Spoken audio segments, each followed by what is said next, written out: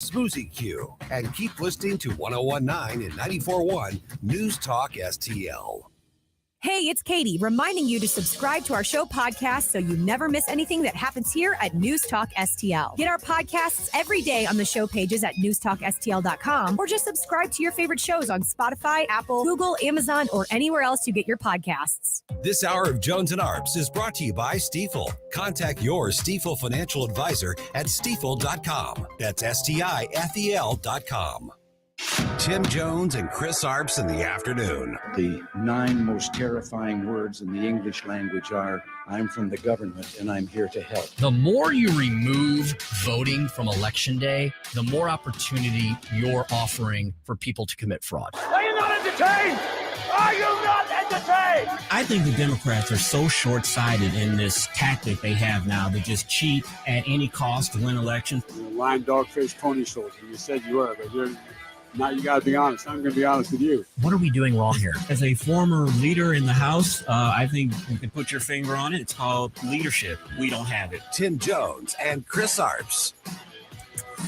And welcome in to the Monday edition of the Tim Jones and Chris Arps Show. August is about to leave us. This week will be September 1st. My partner, Tim Jones, is out today and tomorrow, but he will be with us Wednesday and for the rest of the week, Katie, or did I get, He will be here on Wednesday, Thursday, and Friday, but just today and tomorrow, he is out. Excellent, excellent. How was your weekend, my friend? It was wonderful. It was hot. It was a Chris Arps weekend. It was hot outside. And I ventured out on a Saturday. I want to give a big shout out to the West County Republican Picnic. It happened Saturday afternoon. Our good friend Vic Porcelli was the host with the most.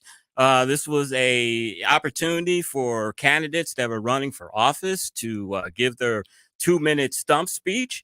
Katie made me take a video with the newest member of the political or the candidate corps. He is running in the place of Dan DeGroot, who has stepped down to be Senator-elect Curtis Trent's chief of staff. So got a chance to do a little 2-minute interview with him, Kate. I did some really hard-hitting stuff. It was fun.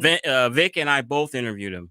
I asked him, what high school did you go to? Really hard-hitting stuff. And Chris, that is the most important St. Louis question. So I feel like if you had one question to ask, it should have been that. Exactly. And I won't hold it against him.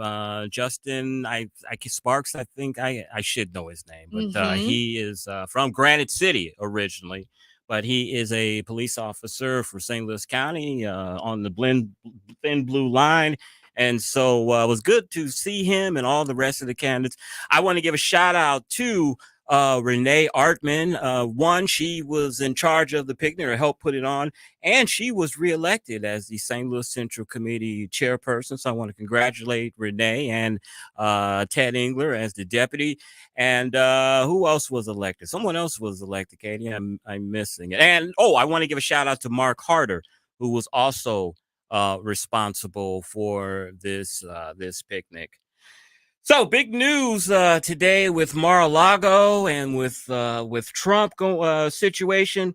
Over the weekend, a federal judge said that possibly she would install a special master in order to look over some of the documents that were seized at Mar-a-Lago.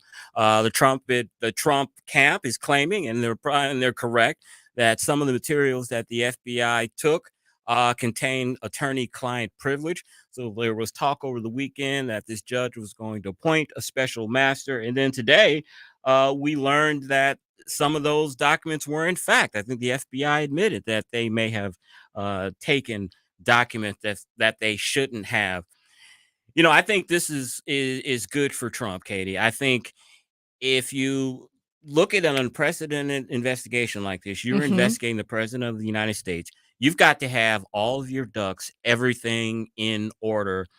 And this looks kind of not in order when you're going in for a search warrant and you're taking stuff that is attorney-client privilege. I think that's a black eye on the Justice Department and this investigation. I have a question for you, Chris, you've been in politics for a very long time. You've been advising, you've been in campaign in a very great way. That's been a big part of your profession. Sure. What What did the DOJ, what did the FBI think was going to happen after this raid?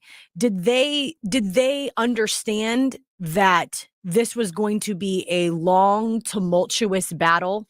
Now that because it was specifically Trump, did they understand that Trump would now get independent investigators, that a third party would now come in and look at the documents that were taken out of his house, evaluate what they saw? Mm-hmm.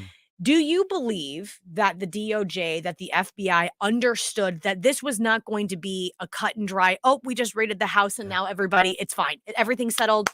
Hands are clean. Everything's fine now.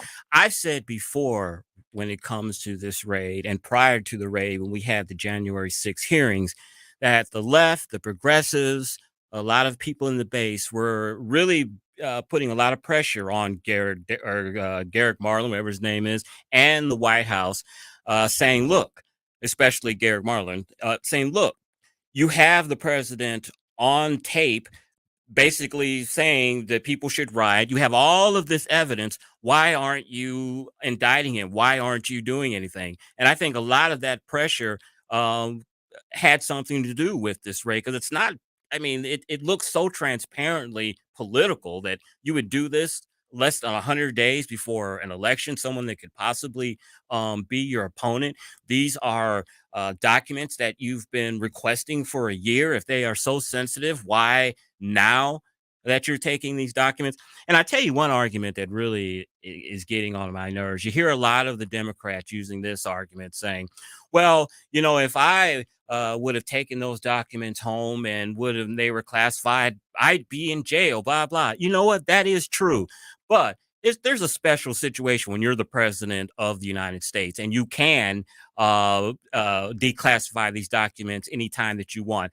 I think a congressman taking home top secret documents to his home, and a president of the United States taking them to the residence when he was president and to Mar-a-Lago is two different things. One, they try to act like that there was such lax security at Mar-a-Lago. This is an estate that is swarming with Secret Service. That's agents. this is Trump's home. Donald Trump, before he was president, and he was president, Donald Trump was a big deal. Yeah. There is no way this isn't swarming with security. There's no way there aren't lock gates upon lock gates. I mean, you need to probably give away your social security number to get into this house. And here's the thing, too, Katie. There allegedly, I think, there was a camera on the storeroom where the documents were being kept. So it's like, okay, the estate is swarming with Secret Service agents. The air above is restricted, or the airspace above is restricted. There's a camera on the storage room where the documents are. Now, the liberals will counter that because there have been a couple of times where people have breached Mar-a-Lago and have met with the president. They just had a situation recently where this woman claimed that she was an heir to the von Rothschild money family in Europe, and she got a chance to get close to the president. And I think I don't want to say a Russian spy, but someone that was close to Russia, or I think it was Chinese. I can't remember which one. They were in areas of Mar-a-Lago that they had no business being in, but still. I find this a very interesting, and I know the entire country thinks that this is incredibly interesting and a very enlightening moment, because I know that what we experienced 2 weeks ago with the raid was shocking. I know it was unprecedented, which is what we've been hearing from the media, from lawyers, from the whole kit and caboodle, that like they cannot believe this happened. But now the emphasis, now the importance of what happens next has been playing in my mind over and over again. We have this redacted affidavit that we knew was going to be, as you keep saying, just big black blocks of nothing. But what happens now? Now we have a bunch of independent people looking over these documents, and then they verify, oh, this was really bad. He shouldn't have brought this home. Oh, this was nothing. Whatever the case may be, I'm trying to figure out the golden pot at the end of the rainbow, which is, Was this all necessary or was it not? And then throw this into the mix on Breitbart. Trump made this statement regarding what's going on, that FBI agents need to go nuts and not take it anymore. And we'll dive more into that. What does that mean? You got that look like you just sucked on a pickle or something. What's he talking about? Yeah, go nuts and not take it anymore. So is he saying, I'm sorry, is he saying we know that you're following the orders from the Democratic Party? We know you're following the orders from the White House, even though they didn't know anything about it.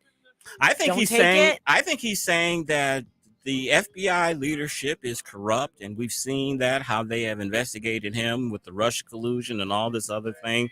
And he's saying you've got bad leadership, and you shouldn't. We're not going to take it. You shouldn't enforce bad orders that aren't for legal enforcement, but for political enforcement. I think that's what he's trying to say. We can dive into it when we come back on the Tim Jones and Chris Arps show. It's 3:42. You're listening to us on 101.9, 94.1 News Talk, STL.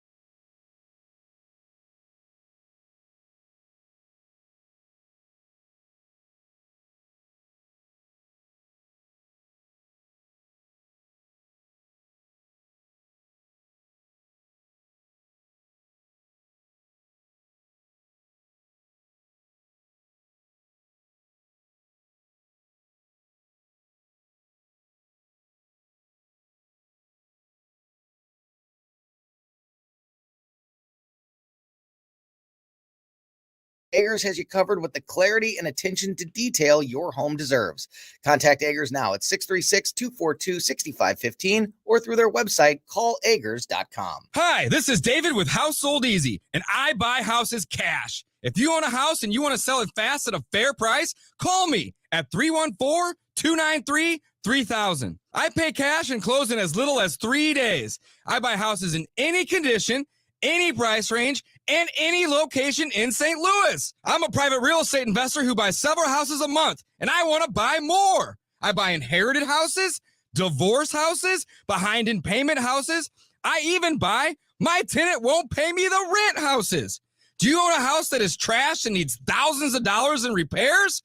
Great, because I love buying junk houses. I buy vacant houses, abandoned houses, condemned houses, and foreclosure houses. If you own a house and you want to sell it fast, call me at 314-293-3000. That's 314-293-3000. 314-293-3000. Stay top of mind with your customers, stand out from the competition, and drive productivity with a podcast for your business from Epic STL Podcasts. Log on to newstalkstl.com and click on the Epic STL Podcast button to learn more. Mike Ferguson in the morning. Gabe here. We welcome back Mike Ferguson to these airwaves, and we'll talk to Corey DeAngelis, Senior Fellow with the American Federation for Children, Tuesday at 8 to 5. Mornings starting at 5:30 on News Talk STL. This hour of Jones and Arps is brought to you by Stifel. Contact your Stifel financial advisor at stifel.com. That's STIFEL.com.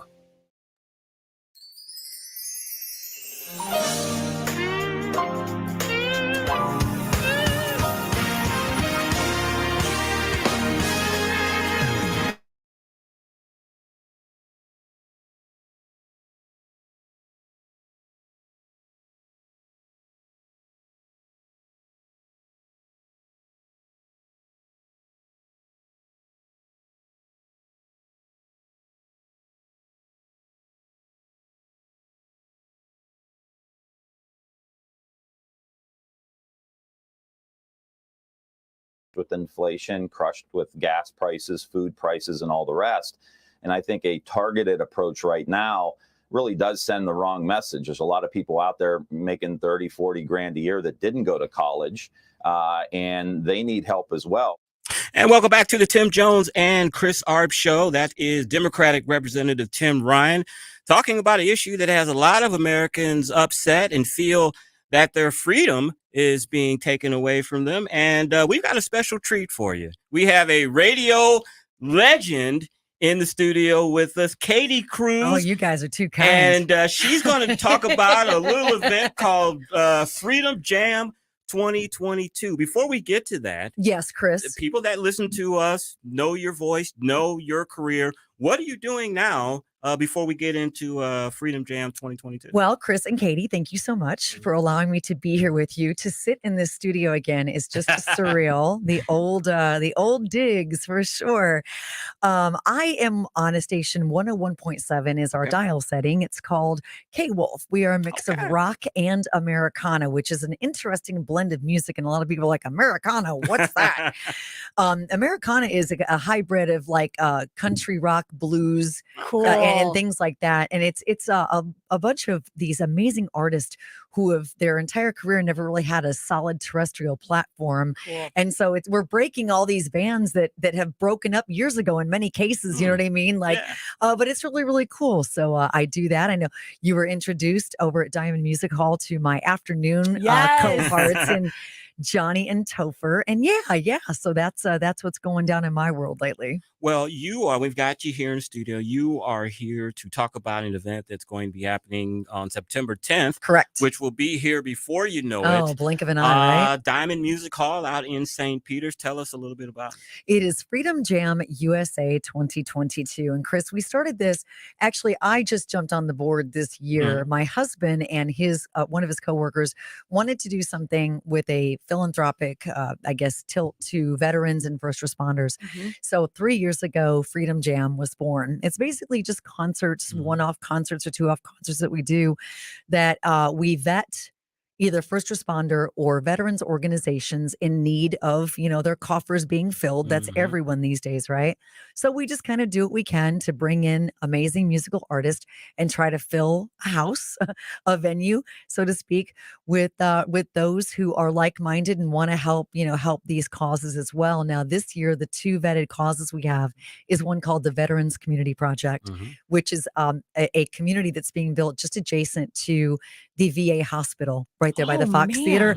A bunch of land was donated, and I don't know who donated the land, but what the Veterans Community Project does is they're building a community of tiny homes specific for veterans, either homeless to get them off the streets, PTSD that are having a hard time functioning in society.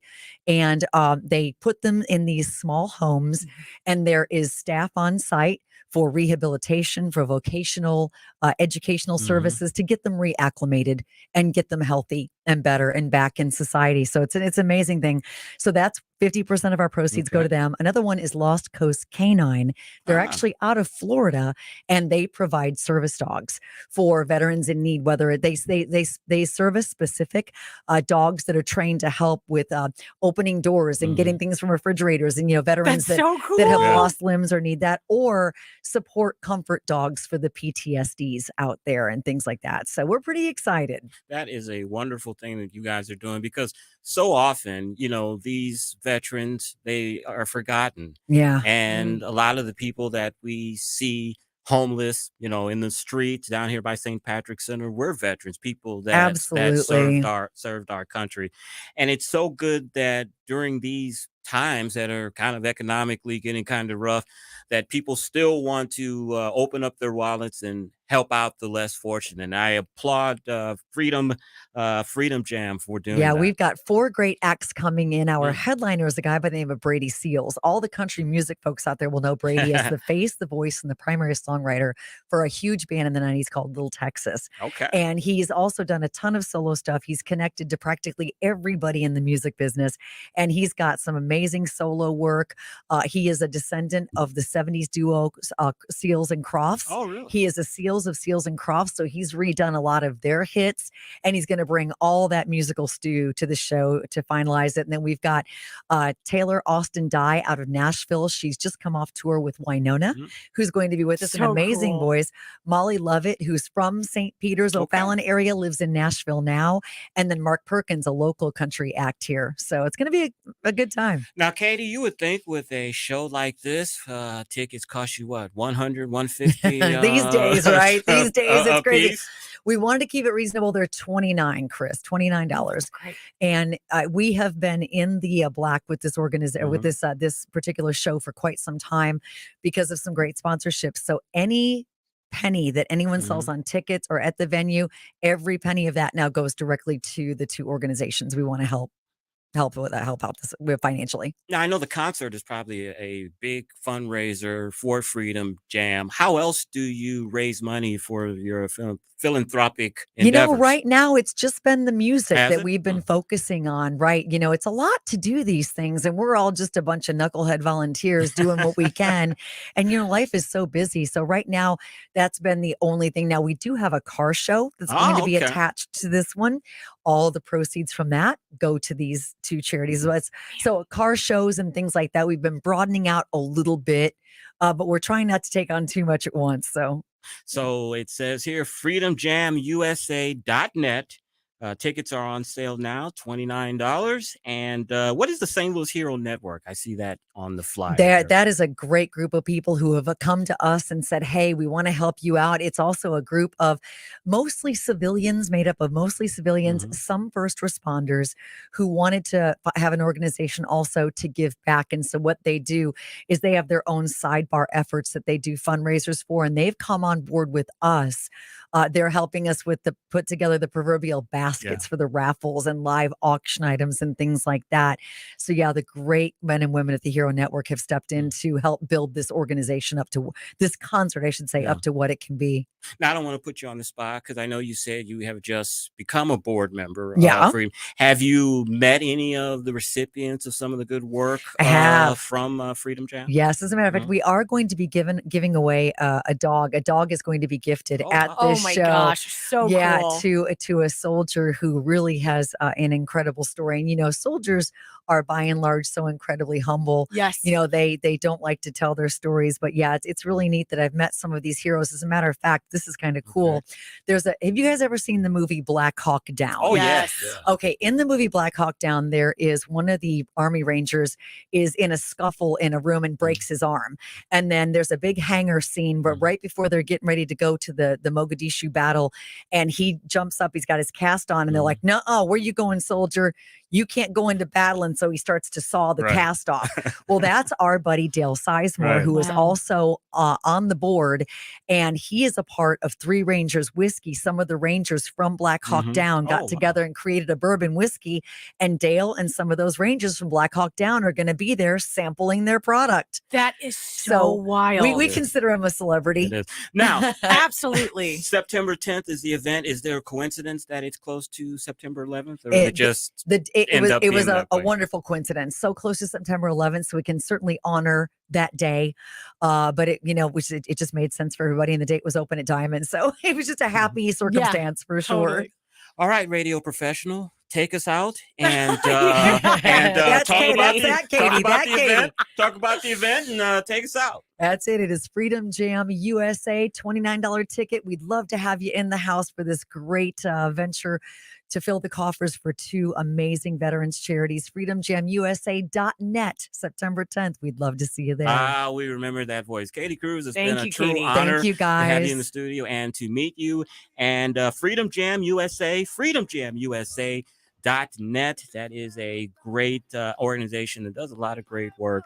And hope you join us again. Give us an update I'd love to. Thank you. On Freedom Jam and let us know how it went. Anytime. Maybe we can get Katie on there next year. Katie does a little singing. My song and dance. Thank you. When we come back, we'll have next hour, we'll be speaking to Senator Jim Talent. You're listening to the Tim Jones and Chris Arps Show on 1019 94.1 News Talk STL.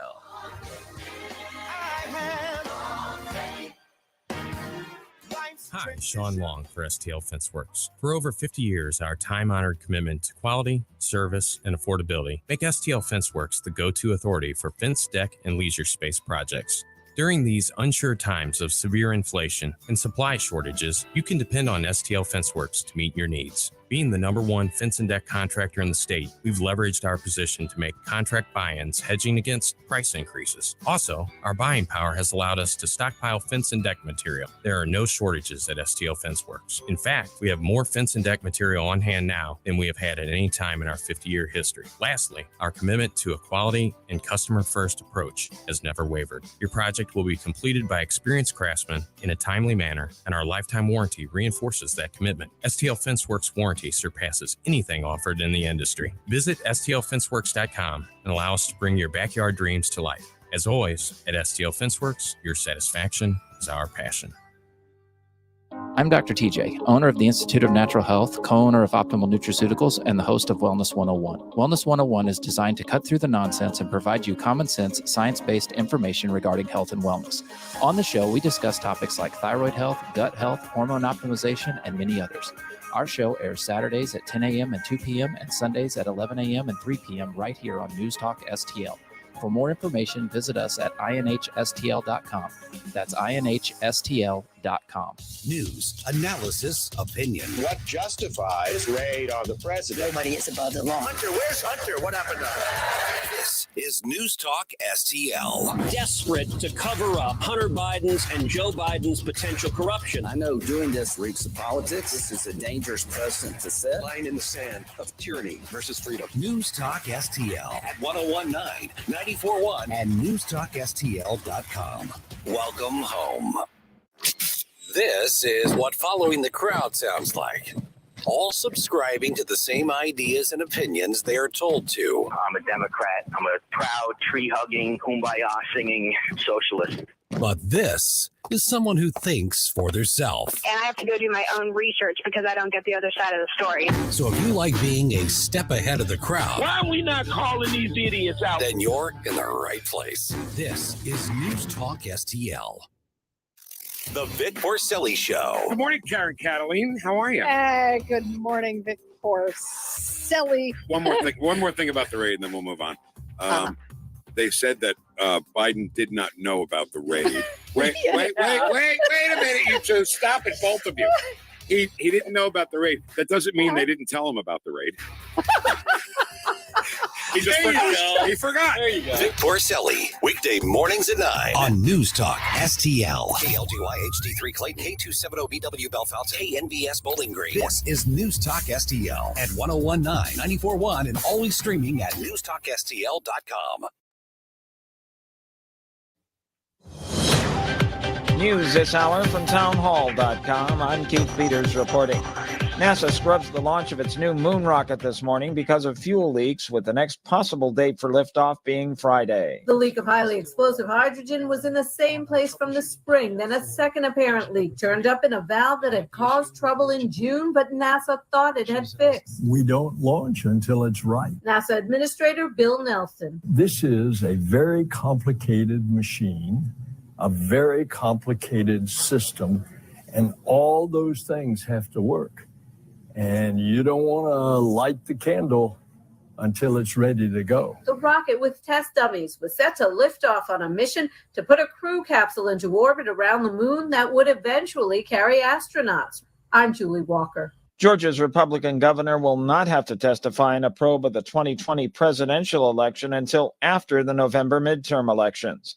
White House correspondent Greg Clugston reports. A judge ruled that Governor Brian Kemp must testify before a special grand jury that's investigating possible illegal attempts by then-President Trump and others to influence the 2020 election in the state, but not until after the November 8th election, in which Governor Kemp faces Democrat Stacey Abrams. The delay raises the possibility that the investigation won't finish before a possible Trump re-election bid is announced.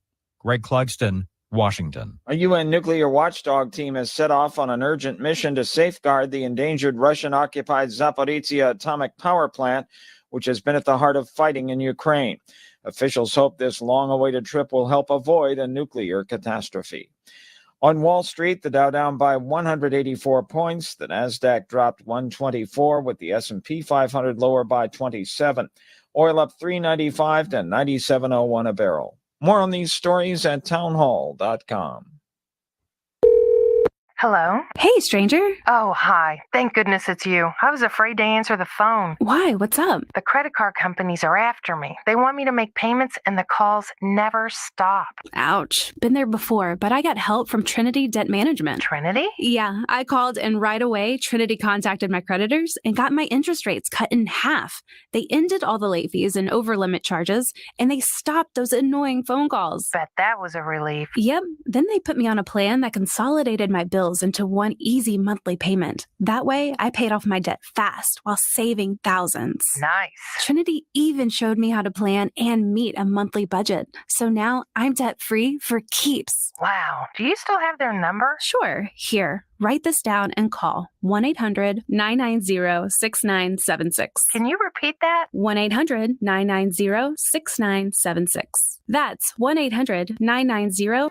From the Michaels Flooring Outlet Traffic Center. This report is sponsored by Blindster. Do you need new blinds or shades? Blindster.com offers custom-made blind shades and shutters shipped directly to you at prices less than big box retailers. Visit Blindster now through September 8th. Save 50% off any order during their Labor Day sale. Blindster.com. Westbound 70 before Highway 79, a crash with a lot of police activity. Only the right shoulder's getting by. Traffic comes to a complete stop at Zumbel. Eastbound 70 commuters, you're on the brakes for a look. Wrapped up an accident, the Big Bend ramp to westbound 64, delays westbound 64 Kings Highway to McCausland, and volume westbound 64 Lindbergh to 270, slow southbound 270, 64 through Manchester, accident westbound 64 at Greenmount Road, both shoulders are blocked. I'm Tori Lyons from the News Talk STL Traffic Center. From the News Talk STL Weather Center. For Chief Meteorologist Steve Templeton with your first alert forecast. It is a first alert weather day. We're on guard for an isolated severe storm, even some heavy rain that could cause some isolated flooding in spots too. That's going to be through tonight. Then the storm threat's over with for Tuesday. A high of 87, but falling humidity. Beautiful day, partly sunny. Wednesday, partly cloudy and 86 for the high, and low humidity. Should be a great day Tuesday and Wednesday. That's the latest first alert forecast. I'm News 4 Chief Meteorologist Steve Templeton. This hour of News Talk STL brought to you by All Solutions Pest Control, 636-486-7888, or visit them at allsolutionspestcontrol.com. If a pest-free home is your goal, call All Solutions Pest Control. Since 2007, the state of Missouri and local governments have handed out almost $5 billion in tax subsidies or abatements to private developers. That money could have gone to basic services like schools and public safety. And studies show these subsidies don't produce the promised jobs and growth. If developers want to build a sports stadium or shopping mall, why should they be given our tax dollars to do it? It's time to reform economic development subsidies. The Show Me message has been brought to you by Show Me Institute and Show Me Opportunity. From home improvement to replacement, do-it-yourself electrical projects can be shocking. That's where Grasser Electric can help. They've been lighting up St. Louis for years. From ceiling fans and dimmer switches to repair or replacing your electric. No job is too big or too small for your home or business. Grasser Electric will even install emergency backup generators. So call Grasser Electric today before the sparks start to fly. 636-441-5200 or go to grasserelectric.com. Whether at home or at work, you're mobile. So when you're mobile, stay mobile. Keep St. Louis's home for conservative talk with you wherever you go. Download the News Talk STL app in the App Store or at newstalkstl.com. Tim Jones and Chris Arps in the afternoon. The 9 most terrifying words in the English language are, I'm from the government and I'm here to help. The more you remove voting from Election Day, the more opportunity you're offering for people to commit fraud. Are you not entertained? Are you not entertained? I think the Democrats are so short-sighted in this tactic they have now to just cheat at any cost to win elections. You're a lying dog-faced pony soldier. You said you were, but now you got to be honest. I'm going to be honest with you. What are we doing wrong here? As a former leader in the House, I think you can put your finger on it. It's called leadership. We don't have it. Tim Jones and Chris Arps. And welcome back to the Tim Jones and Chris Arps show. Hour number, what would this technically be, Katie? I would say 1.5? I would say hour two. Hour two to the show. Great last hour having Katie Cruz in the studio with us. She is a radio legend. I'd never met her before, and she is promoting a very worthy cause, Freedom Jam 2022.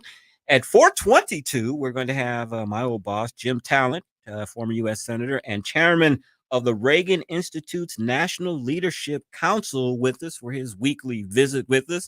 And my partner, Tim Jones, of course, is not in today or tomorrow, but he will be with us for the rest of the week. Filling in ably is Tony Colombo, my weekend reporter. Who is that guy? That's right. When you did that, it threw me off.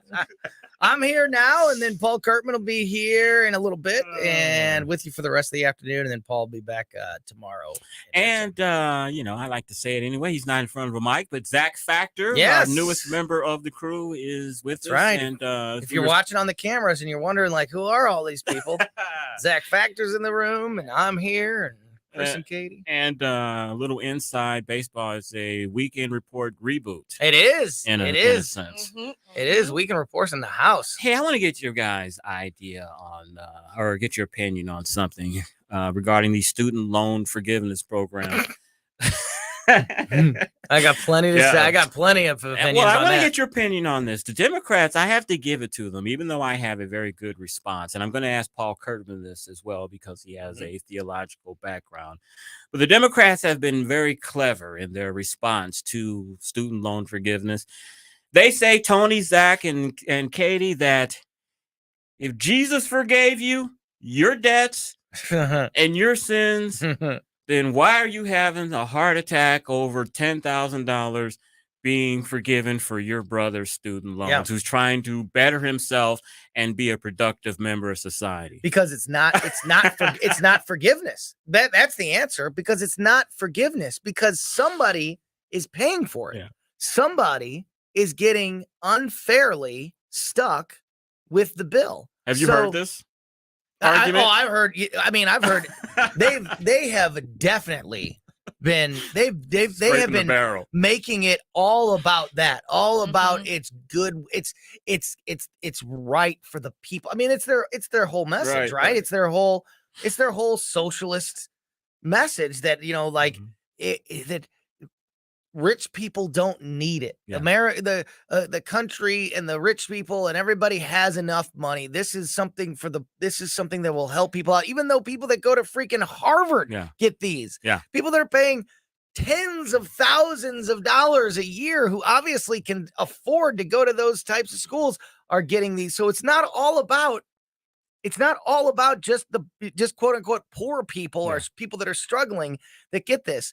It's all about it's all about optics, and it's all about, everything else that the Democrats are always about. But it's not true forgiveness. If it was true forgiveness, you could make that argument. Yeah. But you're sticking other people with the bill and creating problems for all of us that we all have to now deal with because of these decisions that you're making. So it's not just like we're just helping out some people and it's not any skin off anybody else's teeth. It hurts. These things hurt other Americans when they go into place. And Christian forgiveness, if I have it understood correctly, is of course you have to accept Jesus Christ as your Savior, and then Christ will willingly accept you and forgive you your sins. It doesn't matter who you are. If you have done that, Christ forgive you. With the student loan thing, it's a pick and choose on who you're Jesus forgives anyone if you confess your sins. Right. With this student loan thing, it's like, well, $125,000 is a line, and it's kind of picking and choosing. Yeah, Democrats are good at picking and choosing winners. So it's not really an equal comparison. I also me. think to what you're saying, Chris, whenever it comes to forgiveness of any kind, the biggest reason why forgiveness is so important is because it's a choice to forgive. Yeah. Your choice is taken away. You will be paying for people's student loan debt through your taxpayer dollars, and there is no choice. You have to pay you have to pay your taxes. Yeah. So whenever we get down to the root of what forgiveness is for Christians, the reason why it's so important, the reason why it's such a sacrifice, it's so hard, because you as a human are making that choice to do it. And let's just talk about for a minute here. These are the people that have taken God, Christianity out of schools. You can't use it when you want to. They do that all the time. These are the people that think Christians are these hypocritical, Puritan, but Jesus is not real. But Joe and Nancy will talk about what great Catholics they are. Anytime it seems to benefit them, they'll suddenly re-embrace religion and Jesus and Catholicism. And, but you're right. 90% of the time they talk about how religious people are the crazies and the dangerous ones, but they'll embrace it if they need to. Now, Tony, I don't know if you consider yourself a Trump supporter or more of a libertarian that votes for Trump. Katie, I don't know where you stand in that sense. I voted for Joe Jorgensen. I forgot about that. But and we can all have a good laugh about it. Yeah. I'm very proud of my vote. I'm very proud of my vote. Wasted your vote. But anyway, Tony sticks to his principles. That's right. That's how we do. Oh God, I forgot my thought. What were we talking about? Well, you were asking me whether or not I consider myself a Trump supporter or not, and which I and I know you were going somewhere with that, but to answer that part of the question, I know where I'm going. I support a lot of the things that Donald Trump did, a lot of the policies that he had, but personally, I think the Republicans would be better off with another candidate in 2024. But you don't vote for our candidates anyway, so it doesn't matter. Right. Well, maybe I would. All right. No, here's where I was going with that. I was going to say the president, and this is the first time I think I've ever heard this term. The president over the weekend called Trump supporters, Republicans, semi-fascist, not three-quarter fascist, not half fascist. You're a semi-fascist, whatever that means. It's funny, and we should laugh it off because it is a joke. A semi-fascist. But if somebody were to call somebody on the left a name like that, I mean, if you want to get semi-communist, if you want to get all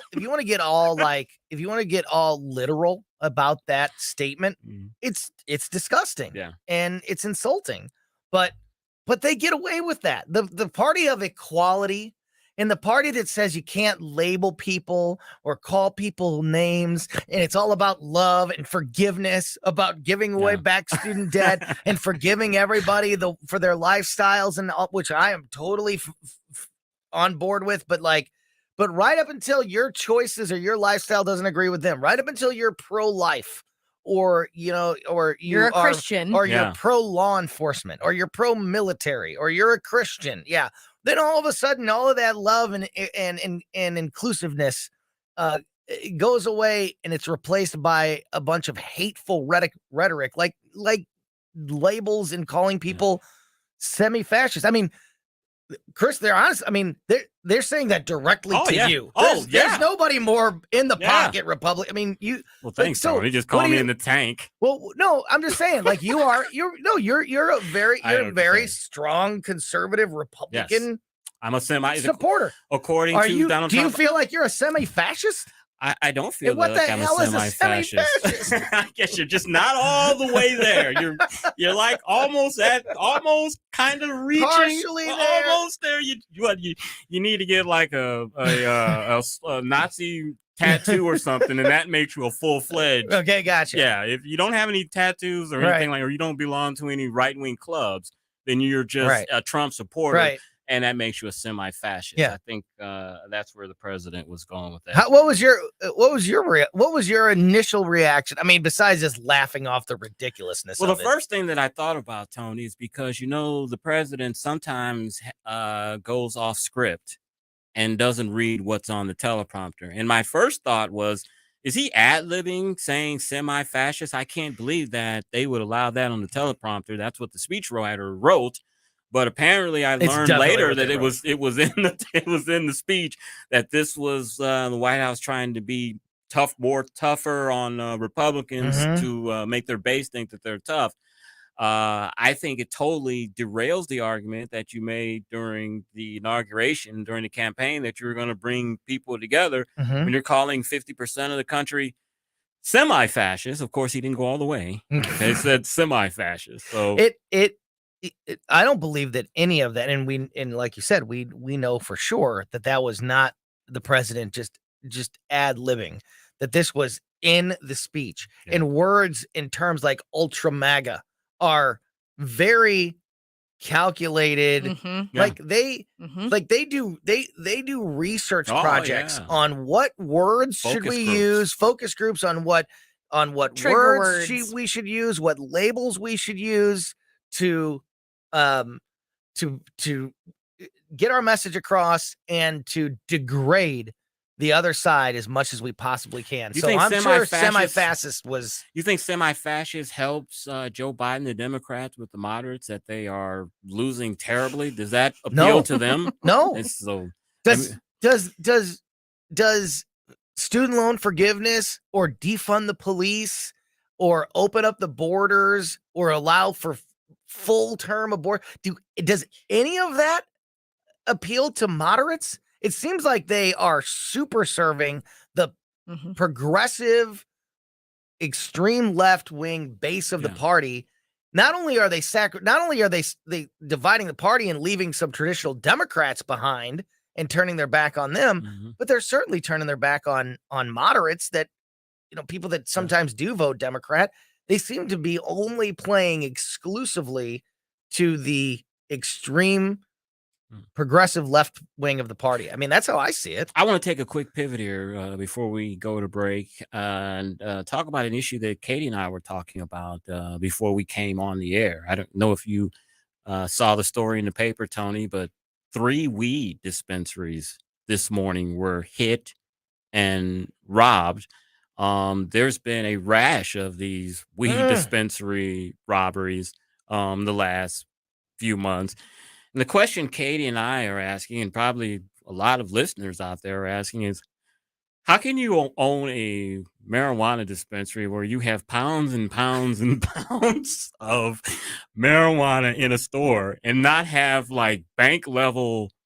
That's a great question. Security. Well, how can somebody just break into your store and you sell weed? It's like a gun. It's like a gun store. It's like, Aaron Tarlow, our friend from Southern Armory, they like years ago had his store broken into, and now it's like you got to break into the store, and then you would have to break into the case, and then you'd have to break into each individual safe to get it's impossible. It's impossible to get in there and just steal a bunch of stuff, because there's so many levels of protection because of what they sell, because they're a freaking gun store. Like you said, you think with pot.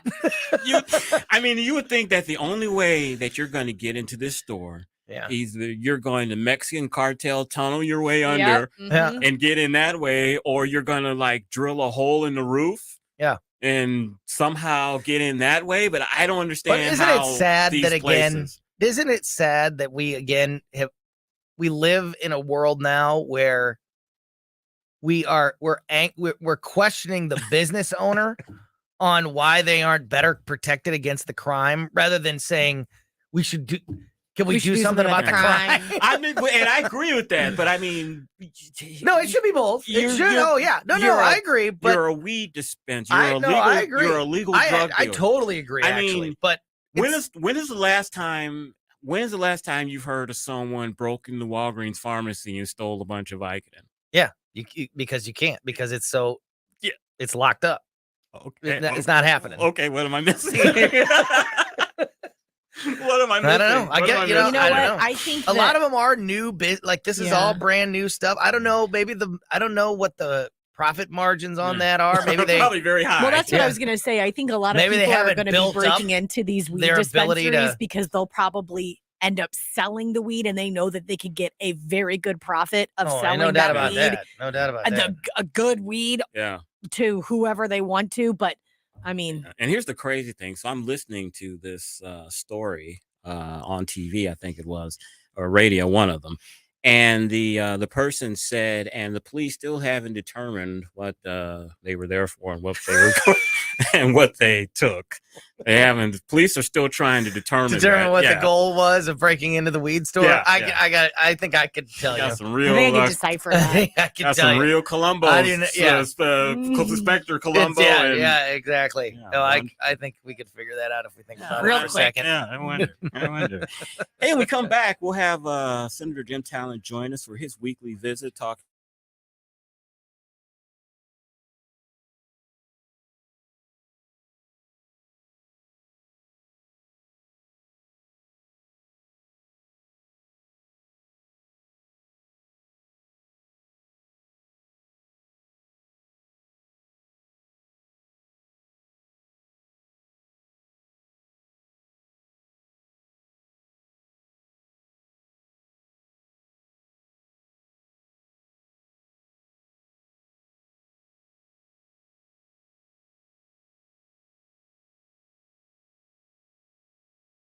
Center. Sword Chief Meteorologist Steve Templeton with your first alert forecast. It is a first alert weather day. We're on guard for an isolated severe storm, maybe even some heavy rain that could cause some isolated flooding in spots too. That's going to be through tonight. Then the storm threat's over with for Tuesday. A high of 87, but falling humidity. Beautiful day, partly sunny. Wednesday, partly cloudy and 86 for the high, and low humidity. Should be a great day Tuesday and Wednesday. That's the latest first alert forecast. I'm News 4 Chief Meteorologist Steve Templeton.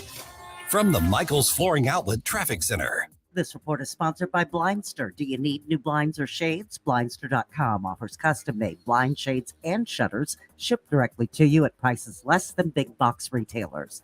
Visit Blindster now through September 8th. Save 50% off any order during their Labor Day sale. Blindster.com. They finally wrapped up that accident westbound 70 before Highway 79. All lanes are reopened, but commuters line up all the way back to Highway 94. They wrapped up a crash westbound 64 at Greenmount Road. You may encounter some residual delays. Heavy westbound 64 at Hampton and Clayton Warson to 270. Westbound 44 backs up Elm to Big Bend. More volume ramping to southbound 270. Accident eastbound 270 at Newhall's Ferry in the right lane. Crowded southbound 270 at Olive, again at Manchester, one more time at 44. Westbound Clayton Road jams between Mason and Weedman. I'm Tori Lyons from the News Talk STL Traffic Center. St. Louis's new choice for conservative talk. Here's what the illiberal left does not get. Live and local. We're at least going to talk to the person who is on the ballot, and let's see how serious she is about running. This is News Talk STL. Hey, folks, Tim Jones here. I want to tell you all about my friends, John Henderson and the entire gang over at The Range St. Louis West, therangestl.com. These are challenging times, right? Challenging times for all of us. They're a bit scary times.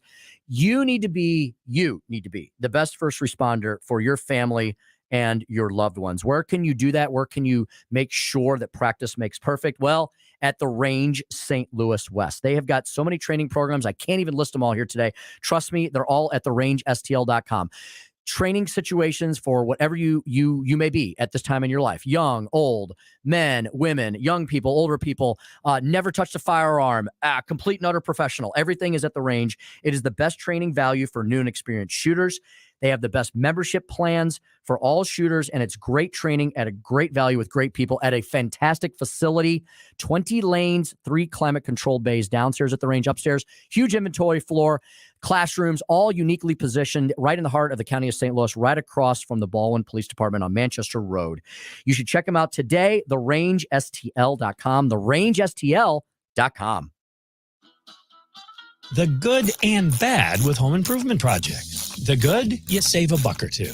The bad. Kevin, there's no hot water. So you move on to the car. Kevin, what's with the car? Good news, you can recover from these. Kevin! Well, most all of them. But when it comes to your retirement, a mistake can be devastating. Call Steve All and the All Financial Group. They've been helping folks plan for retirement for years. That's why they've been able to correct do-it-yourself problems before they're problems. Get your complimentary assessment of where you are now and look at some of the retirement boxes you haven't even thought of. Kevin! You can't YouTube your retirement. Call Steve today, 636-230-8824. That's 636-230-8824. Get more details at yourmoneymattersstl.com. Investment advisory services offered through All Financial Group, LLC, a registered investment advisor. Insurance and annuity products offered through Stephen All, Missouri license 8039738. Fox News commentary. A popular young star has the mob on her tail for a 60th birthday party she hosted for her mom. Find out why the vultures are circling Sydney Sweeney next. Now is the time to diversify your investments with gold and silver to protect your retirement. Hi, it's Lisa Booth for Bishop Gold Group. Bishop Gold Group sells physical gold and silver delivered to your door or put directly in your IRA. Call Bishop Gold Group and tell them Lisa Booth sent you to receive a silver gift on your first order. Dial pound 250 from your mobile phone and mention keyword Bishop Gold or go to bishopgoldgroup.com. You'll have the option to receive a one-time auto-dialed text message from Bishop Gold Group. Sweeney of Euphoria fame is getting blasted by the social media mob for a 60th hoedown-themed birthday she threw for her mom. So what's the problem? Well, her guest had what appeared to be mega-inspired hats that said, "Make 60 great again," and one guest even dared to wear a Blue Lives Matter shirt. Oh, the horror! Now the cancel culture mob is coming for Sweeney and her family, forcing her to make a social media statement directing the haters to stop making assumptions and reassuring them the birthday bash wasn't intended to be a political statement. It's utterly ridiculous that those on the left are so intolerant and unloving they feel they need to shame others, and for a birthday party no less. Newsflash, leftists, half or more of this country is made up of conservatives and or Trump supporters, and if the sight of that triggers you to such an extent, look away. And to Sydney Sweeney, I say, stand strong and never bow to the mob. I'm Tommy Lahren, and you can listen to all of my hot takes at foxnewscommentary.com. This hour of Jones and Arps is brought to you by Stifel. Contact your Stifel financial advisor at stifel.com. That's STIFEL.com.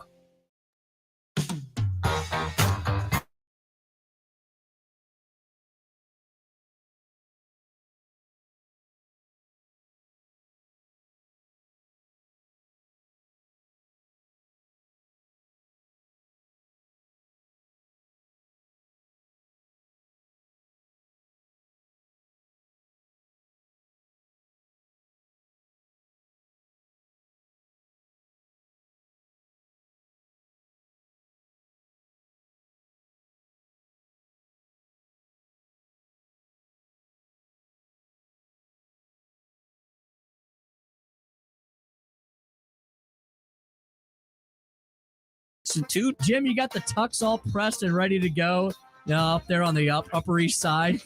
I'm watching this and just wondering, who's running the show.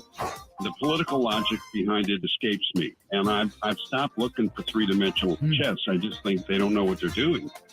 And now, former Senator Jim Talent. Senator Talent, how are you today on this fine Monday? Well, I'm fine, Chris. What makes you think you can't play Michael Jackson? Is that okay? I just noticed a pattern. Fine. There's a pattern there. A lot of she plays Michael Jackson before you were on. Were you secretly a dancer in your younger days, Mr. Senator? Well, no, I wasn't dancing. But sometimes when I'm feeling a little melancholy, I'll just play the video of She's Out of My Life. Ah, okay. That's That's what I really like. I mean, man, I almost cry every time I listen to that. I feel so sorry for Michael. I think he actually did cry at the end of that song. This is before Yeah. Katie's time. She has no idea what we're talking idea. about. He was quite well, Google it. He was some kind of performer. I'll tell you. From the time he was a little kid, really a contemporary of mine, Michael Jackson was. But you're right. I mean, I was not. I can't say I was a big fan. Senator, before we get into this hard-hitting interview, I just want to relay you, and I don't know if you know this. Yesterday was our good friend Sherman Parker's birthday. Yeah. Sherman would have been 51 years old yesterday. He's been gone now 14 years. He's a very good friend of mine. He worked for you when you were in Congress and when he was a senator. And when you were a senator, and I have to credit Sherman for helping me get my first political job ever working for you. And I'll always be grateful to Sherman and you for giving me that opportunity. Yeah, listen, I read a memorial to Sherman. I just went back and kind of looked at that. Sherman had a tremendous charm and a presence. You know, he was, as you remember, a big guy, and he would fill a room really. Yep, that's right. Yeah, very, very. Well, my friend, as you get older, you're going to know a lot of people who you work with and who you like to. Bill Emerson, the congressman from Southeast Missouri, was my best friend in the House, and he's been gone since 1996. I just can't believe it. Well, I'm glad you mentioned it. Yep, he was a good friend. Hey, now let's get to business here. I'm seeing here on the internet here, NPR, that apparently the Ukrainians have started an offensive in the South. And this article is probably just a couple of hours old. I've seen them do a lot of offensive things this last couple of weeks. Senator, is this war turning? Well, it very well could be. Now, I have been out this afternoon, so if it happened in the last couple hours, I need to get on the internet and check it out myself. They have been hitting Russian targets in the Crimea, as you know, using HIMARS and other. In fact, we're not certain everything that they used, but in an effort to undermine the Russians logistically, in other words, cut off their lines of supply or make it much more difficult for them to supply. And everybody's been talking and expecting an offensive in the South for some time. I think one of the reasons is they want the support to continue, and I think they know they need to show that they're winning at some point. They actually have had a good couple of months. The Russians have lost some of the ground that they gained, and they didn't gain very much in the first place. But I think the Ukrainians obviously want to push the Russians out of the South, and I think they want to do it this summer before the weather gets real cold and the Europeans are tempted to end the sanctions because they want to get Russian natural gas. Speaking of natural gas, Senator, the Russians have shut down one of their pipelines to Europe to about 20% capacity, claiming that this is routine maintenance. The Europeans say otherwise. How far do you think the Russians will go with this? Do you think they will actually cut off gas supplies to Europe this winter? I would doubt it, but because I think they need the money too. At the same time, as every time something. Oops, I think we may have lost him there. But it makes zero sense.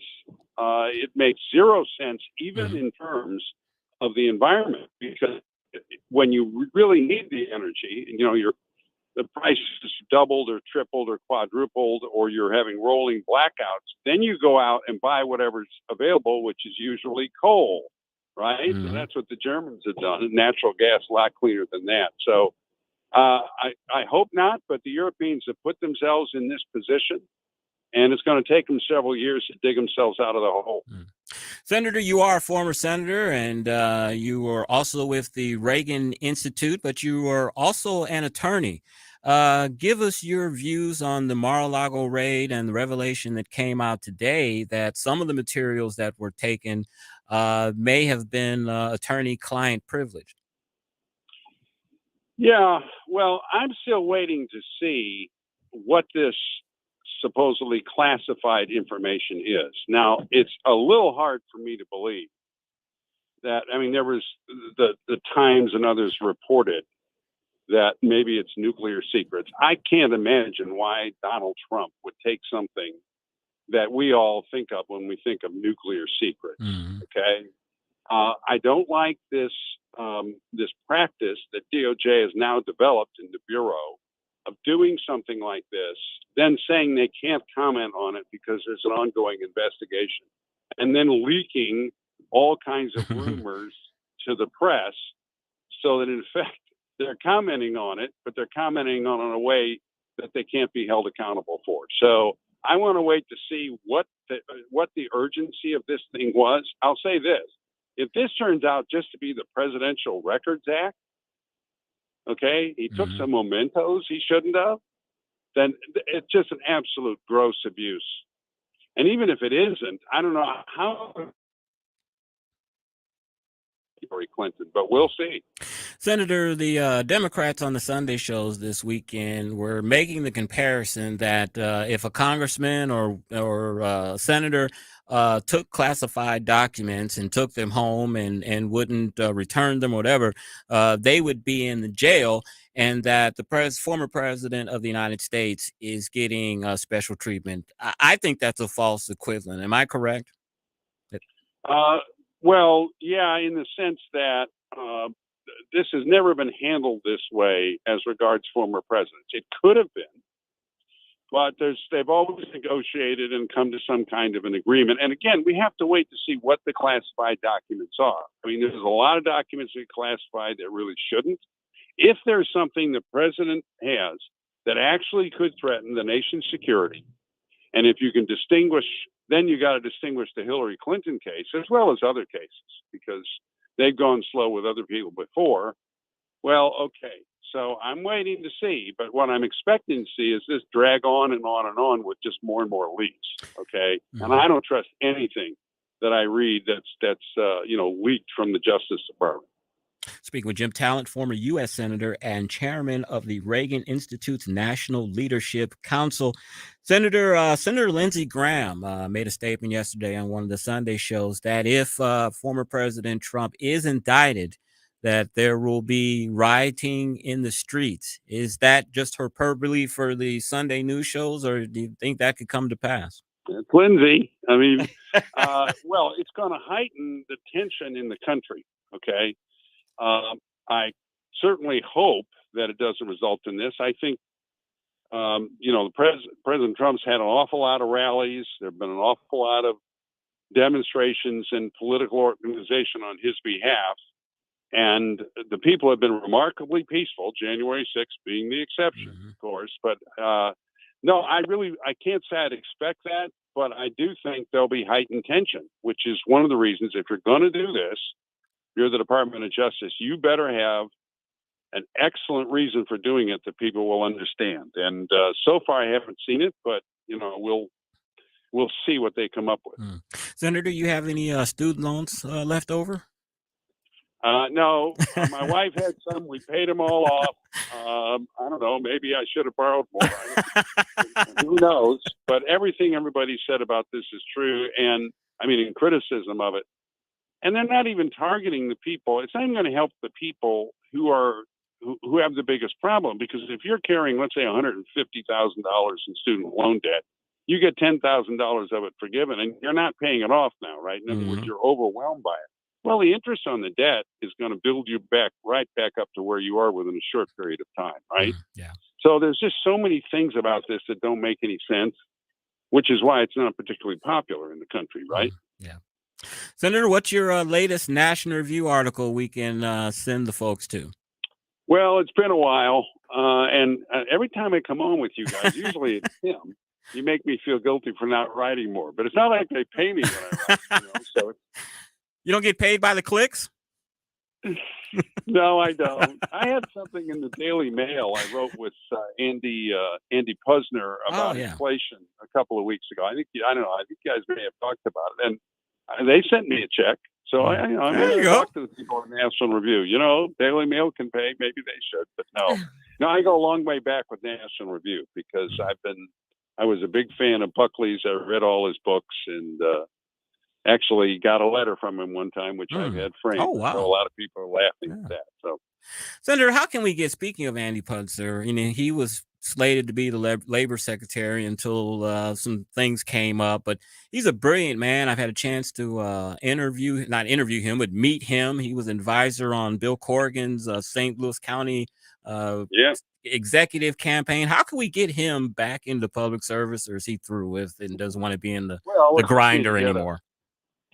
I don't think the current administration is likely to appoint him. Probably not.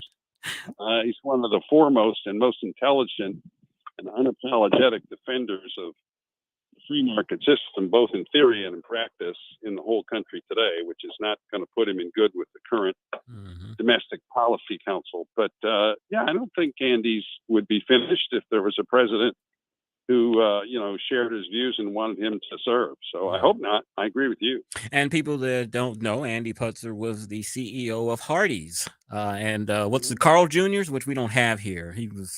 This is a guy who built him. I mean, Andy worked his way through law school. He did construction jobs and painting. I mean, he started it literally, at the ground up, and ended up the CEO of a big company. And you remember all those ads a few years ago, the big juicy hamburgers that Hardee's used to serve, and they had the women in bikinis with them and everything. Andy came in and said, you know what, we're going to target hungry young men. We're going to produce hamburgers that they want to eat. And boy, he really turned the company around. And it worked. Senator, so good to talk to you. We'll catch you again next week, sir, and have a safe and pleasant week. Same to you. Thank you, sir. And when we come back, Chris's Corner is going to be the eulogy that I gave at my friend Sherman Parker's funeral. So we'll get to that when we come back. You're listening to the Tim Jones and Chris Arps show on 101.9 94.1 News Talk STL. Welcome home.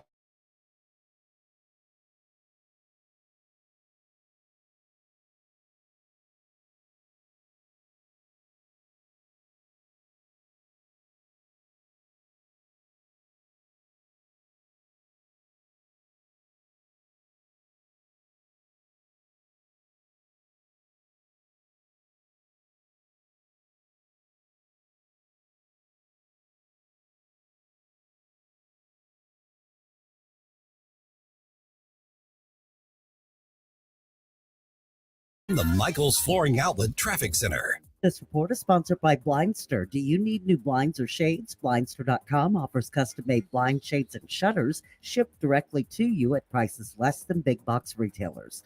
Visit Blindster now through September 8th and save 50% off any order during their Labor Day sale. Blindster.com. Delays from an earlier accident westbound 70 before Highway 79. Traffic stacks up Zumbelt all the way to Route K, and it's backing up the westbound 370 ramp to westbound 70. A crash westbound Salt River Road at Mid-River, stacking up people that were trying to get away from that accident on 70. There's an accident eastbound 270 at Old Halls Ferry, taking out the right lane. Watch for brake lights at New Florissant and Old 21 at Lions Den. An accident with entrapment. You might want to avoid the area. I'm Tori Lyons from the News Talk STL Traffic Center. From the News Talk STL Weather Center. For Chief Meteorologist Steve Templeton with your first alert forecast. It is a first alert weather day. We're on guard for an isolated severe storm, maybe even some heavy rain that could cause some isolated flooding in spots too. That's going to be through tonight. Then the storm threat's over with for Tuesday. A high of 87, but falling humidity. Beautiful day, partly sunny. Wednesday, partly cloudy and 86 for the high, and low humidity. Should be a great day Tuesday and Wednesday. That's the latest first alert forecast. I'm News 4 Chief Meteorologist Steve Templeton. If you find yourself feeling out of place in the world, it's comforting to know conservative values haven't been abandoned everywhere. The far left wants to destroy conservative values in America. This is News Talk STL. Welcome home. Hey, this is Chris Arps telling you about my good friends over at the Dental Link. Dental Link, of course, is a state-of-the-art facility offering a full range of dental services, including cosmetic and implant dentistry. Had a chance to visit the good Dr. Alan Link over at the Dental Link last Friday. Got a teeth cleaning. His son was in the office as well. You know, I know this sounds weird, but I actually love going into the dentist's office, Dr. Link's office, because he greets every patient. He is just jovial. His staff likes to be there. You know, if you're missing one or more teeth or suffer from loose dentures, mini dental implants might be the solution for you. Mini dental implants are less invasive, less painful, and your recovery time is much shorter. Plus, best of all, the cost to you is much less than with older, more traditional dental implants. 2 convenient locations in Baldwin and Melville. Call the Dental Link today at 314-794-6464, 314-794-6464, thedentallink.com. We survived that scorching heat, and now is the time to prepare for winter's bitter cold. Yes, now. Mike Ferguson here for my friends at Anton's, who just installed an energy-efficient heating and air system in our home, and I got to tell you, I could not be happier with it. And it's time to get a tune-up for your furnace. Don't wait until you're trying to fix a problem after it's already called. AntonHeatingandAir.com, 314-858-8854. That's 314-858-8854. Mike Ferguson in the morning. A warehouse caught fire, and all the news TV channels were out there with their cameras, and they were getting some of those shots into the building, and it was such an intense fire. And it was kind of like in the movies when you're looking into a portal into hell. That's what I would want to be, one of those people who controlled the drones for the TV station. Oh, yeah. I'd be doing like dive bombing and stuff. I'd probably melt a few of those things. Oh, well, you destroy them. Yeah, but it would be good video. It'd be a great shot. Weekday mornings, 5:30 till 9 on News Talk STL. The Vic Porcelli Show. We love to celebrate our veterans, and Tuesday at 10:41, we'll talk to Brian Judy to talk about Freedom Jam at the Diamond Music Hall coming up next weekend. Weekday mornings at 9 on News Talk STL. This hour of Jones and Arps is brought to you by Stifel. Contact your Stifel financial advisor at stifel.com. That's STIFEL.com.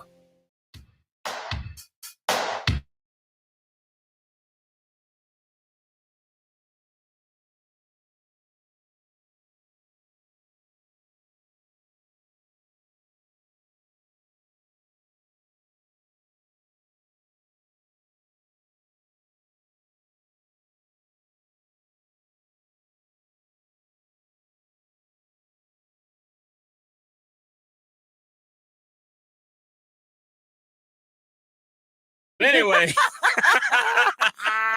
welcome back to the show. Our last interview with Senator Jim Talent there, we talked about a special young man who was my best friend, my political mentor, got me involved in this crazy business, one of the most charismatic people you'll ever meet in your life. He died tragically 14 years ago, September 18th. Of a brain aneurysm. He was a young man that had so much life to live, and in honor of him, because his birthday was yesterday and he would have been 51, I'm going to read the eulogy that I gave on September 26, 2008. Chris.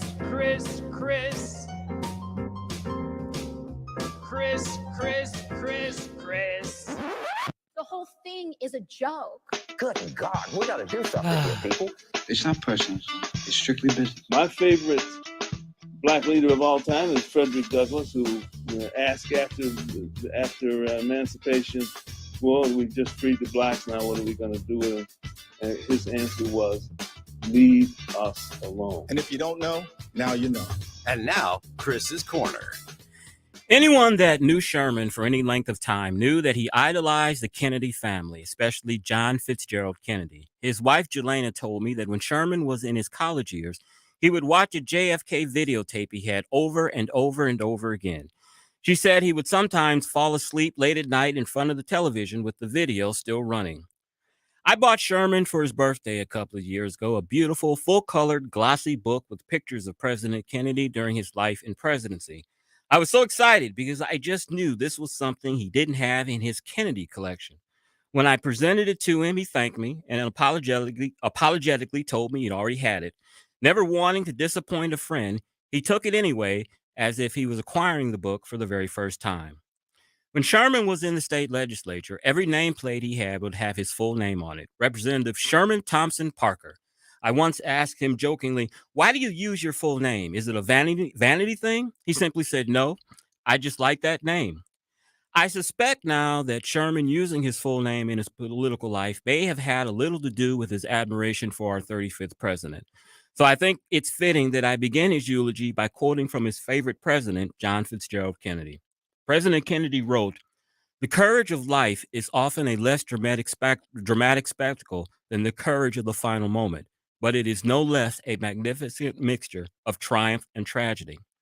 As we gather here this morning to celebrate the life of Sherman Thompson Parker, it is indeed a magnificent mixture of triumph and tragedy.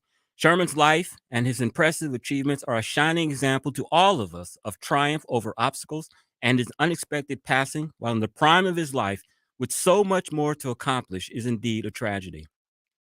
Ecclesiastes chapter 6, verse 14 says, "A faithful friend is a strong defense, and he that hath found such one hath found treasure." A former colleague of Sherman's in the legislature emailed me after his passing with no truer words. Sherman was the most loyal friend one could have, with most in all caps. A college friend wrote in his memory book on his website, "To know him was to love him. When I got word in college that my parents were splitting up, Sherman was there for me. He was the very best friend a man could have, very loyal, and he always listened to every word I had to say. He was a tremendous listener and valued all of those around him. He will be greatly missed, there is no doubt. A faithful friend is a strong defense, and he that hath found such one hath found a treasure." And oh, did I find a faithful friend and treasure in Sherman Thompson Parker. I first met SDP, as we affectionately called him, in 2001.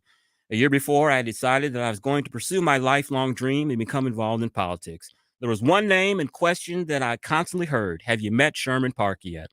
Luckily, a good friend who knew of my goal met Sherman and told him that I was looking to get involved in politics.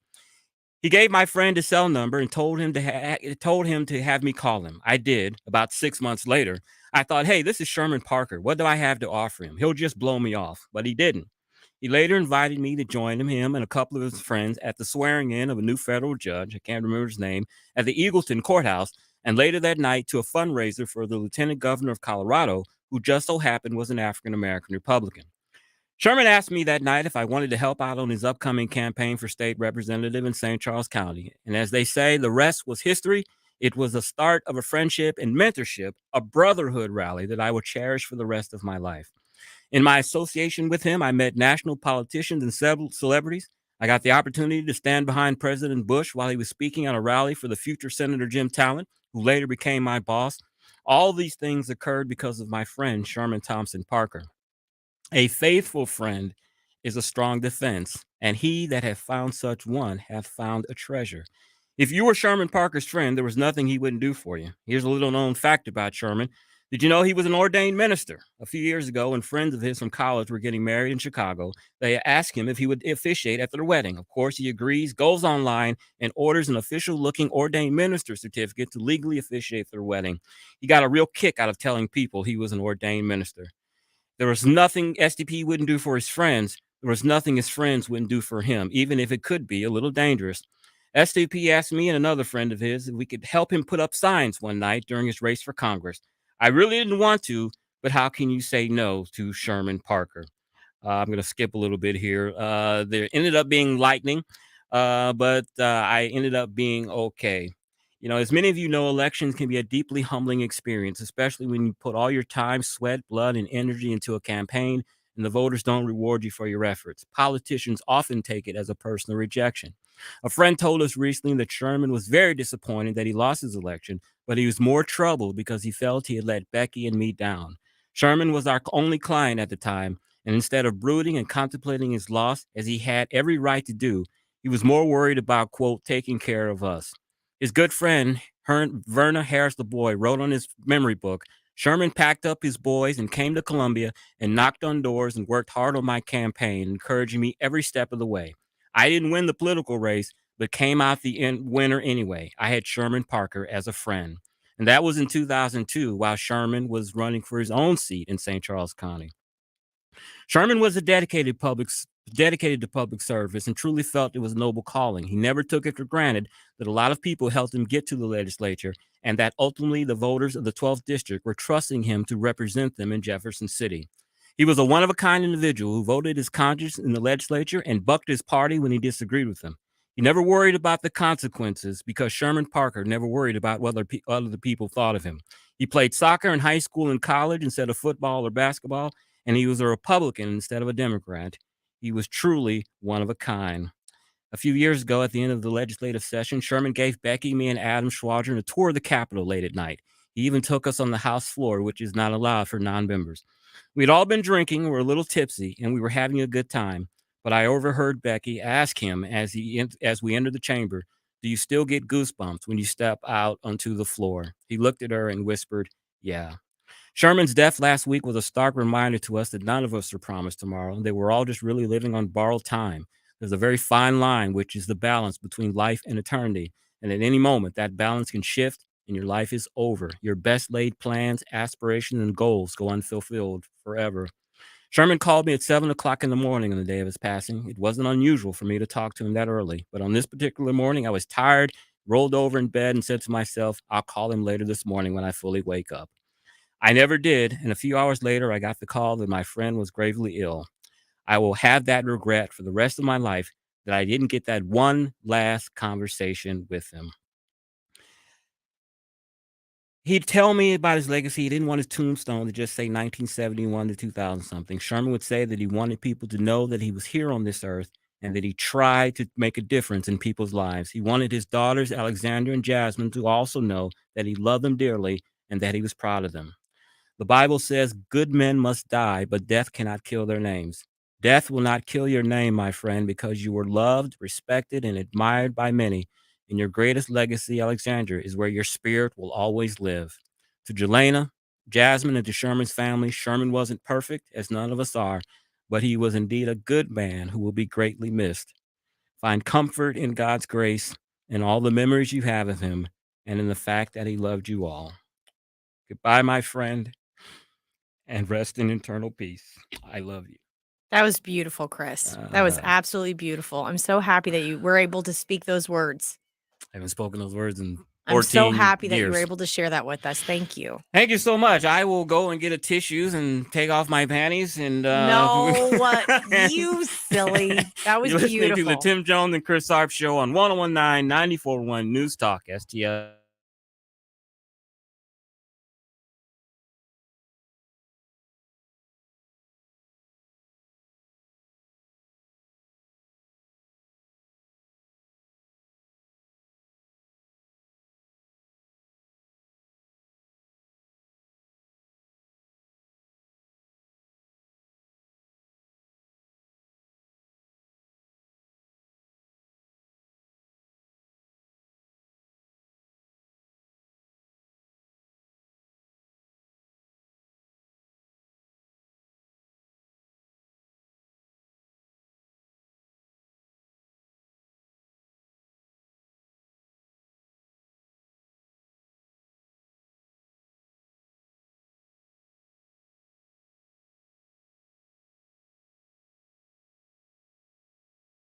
September 5th, the Cardinals, the Nationals, and the mystery patriotic bucket hat. Great seats remain. Get yours today at cardinals.com/promotions.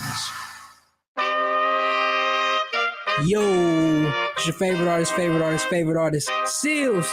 Meet me at the ballpark on Monday, September 5th for African American Heritage Day. With the purchase of a special themed ticket, fans will take home an exclusive Cardinals cap designed by me. Come early for a pregame Heritage celebration in the Budweiser Terrace. Get your tickets today at cardinals.com/theme. Ski!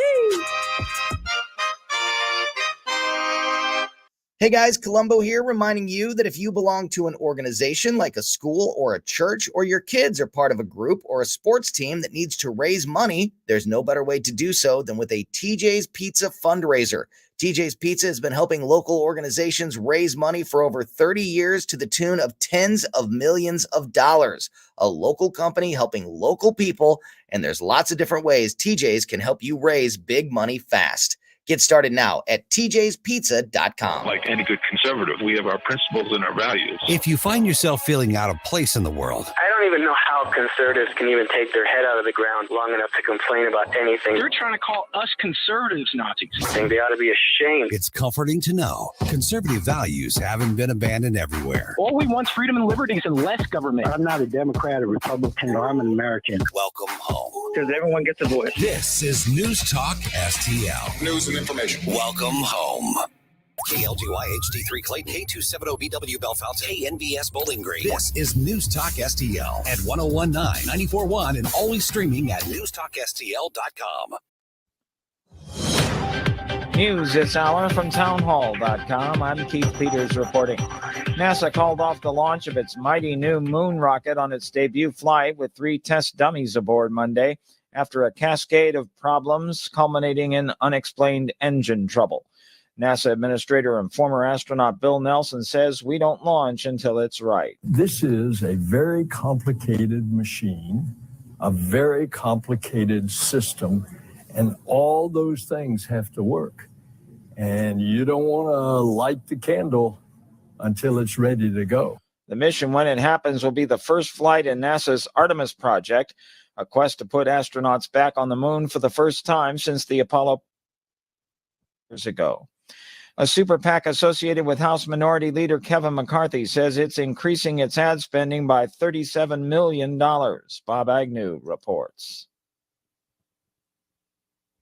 The Congressional Leadership Fund, CLF, says it's increasing its ad reservations in competitive, says CLF President Dan Constant. Republicans are in a great position to win the House, and we're adding firepower to the arsenal. We need to make it a reality. The new ad buys add to the $125 million the CLF announced back in April it would be spending to bolster the campaigns of 46 seats around the country. Bob Agnew reported. An employee who was killed in a shooting at a Safeway supermarket in Bend, Oregon, attacked the gunman in the produce section and tried to disarm him, likely preventing more deaths, according to authorities. The 66-year-old employee, identified as Donald Ray Surratt Jr., was hailed as a hero by police. Surratt and a customer, 84-year-old Glenn Edward Bennett, were killed in the shooting Sunday evening. 2 others were injured. On Wall Street, the Dow down by 184 points. More on these stories at townhall.com. Considering protecting your retirement with gold or silver? Listen up. Mark Davis here. One company I trust for this, Advantage Gold, the highest rated precious metals firm in the country. They've won the Best of TrustLink Award 4 years in a row because they really educate their clients on how to buy gold and silver the right way. Call 800-900-8000, 800-900-8000. Talk to one of their experts. They can send you a free gold kit along with a free copy of the Wall Street Journal national bestseller, The Great Devaluation. Number again, 800-900-8000. Don't wait any longer. Get the best information, the best process, the best service, the best value, all from Advantage Gold. 800-900-8000. That's 800-900-8000. Call Advantage Gold today. 800-900-8000. Advantage Gold is not an investment advisor or a tax advisor. Consult with your financial advisor before investing. Call 800-900-8000. From the Michaels Flooring Outlet Traffic Center. This report is sponsored by Blindster. Do you need new blinds or shades? Blindster.com offers custom-made blind shades and shutters shipped directly to you at prices less than big box retailers. Visit Blindster now through September 8th. Save 50% off any order during their Labor Day sale. Blindster, Eastbound 270 at Old Halls Ferry, an accident blocking the right lane. Traffic backs up at Hanley. They quickly cleared a crash from the left lane. Westbound 270 at West Florissant. Westbound 70 jams. Highway 94 to Cave Springs. More delays westbound 70 between Mid Rivers and Route K. Heavy westbound 364 west of K. Slow westbound 64 Kings Highway to Bellevue. And westbound 4064 364 to I-70. Stop and go southbound 55 44 to Bates. And a serious accident westbound Old 21 at Lions Den Road. I'm Tori Lyons from the News Talk STL Traffic Center. From the News Talk STL Weather Center. Sport Chief Meteorologist Steve Templeton with your first alert forecast. It is a first alert weather day. We're on guard for an isolated severe storm, maybe even some heavy rain that could cause some isolated flooding in spots too. That's going to be through tonight. Then the storm threat's over with for Tuesday. A high of 87, but falling humidity. Beautiful day, partly sunny.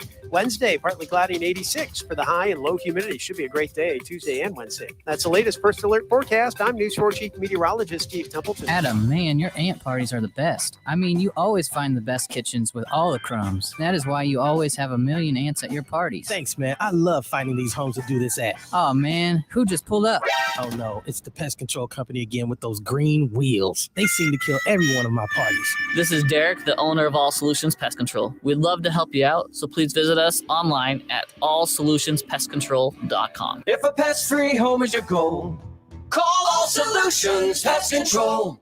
News Talk STL is proud to have Doug Voss of Safe Money Radio as part of our lineup each week. Doug has been a staple on St. Louis radio for many years as one of the leading financial experts in the area. Doug and Safe Money Radio is on 3 times every weekend, but in case you miss anything, you can check it all out at DougVossSafeMoneyRadio.com or call 844-676-SAFE. That's 844-676-7233. Doug Voss is a registered representative. Securities offered through DHL Securities, LLLP. Member FINRA and SIPC. Subscribe and watch your favorite News Talk STL shows. Mike Ferguson in the morning, The Vic Porcelli Show, Columbo and Katie, Jones and Arps. Webcam streaming on Facebook, Twitter, Rumble. Subscribe and watch News Talk STL. Tim Jones and Chris Arps in the afternoon. The 9 most terrifying words in the English language are, I'm from the government and I'm here to help. The more you remove voting from election day, the more opportunity you're offering for people to commit fraud. Are you not entertained? Are you not entertained? I think the Democrats are so short-sighted in this tactic they have now to just cheat at any cost to win elections. You're a lying dog-faced pony soldier. You said you were, but now you got to be honest. I'm going to be honest with you. What are we doing wrong here? As a former leader in the House, I think you can put your finger on it. It's called leadership. We don't have it. Tim Jones and Chris Arps.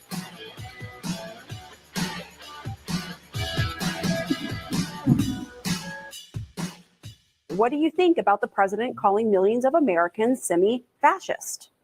Listen, he's got to express and be honest about what he feels in his heart and his soul. And I think that's probably exactly what he did. So he doesn't see a problem with the president honestly expressing that he thinks half the public are Nazis? Are you kidding me? Welcome back to the Tim Jones and Chris Arp Show. And joining us is Paul Kurtman from the Paul Kurtman Show every Saturday morning from 12 to noon. Mr. Kurtman, how are you? Doing great. Good. So let me ask you, how do you feel about being called a fascist? And because we're Christians, you might as well throw that in. We're Christian semi-fascist. Yeah, just add it to the list.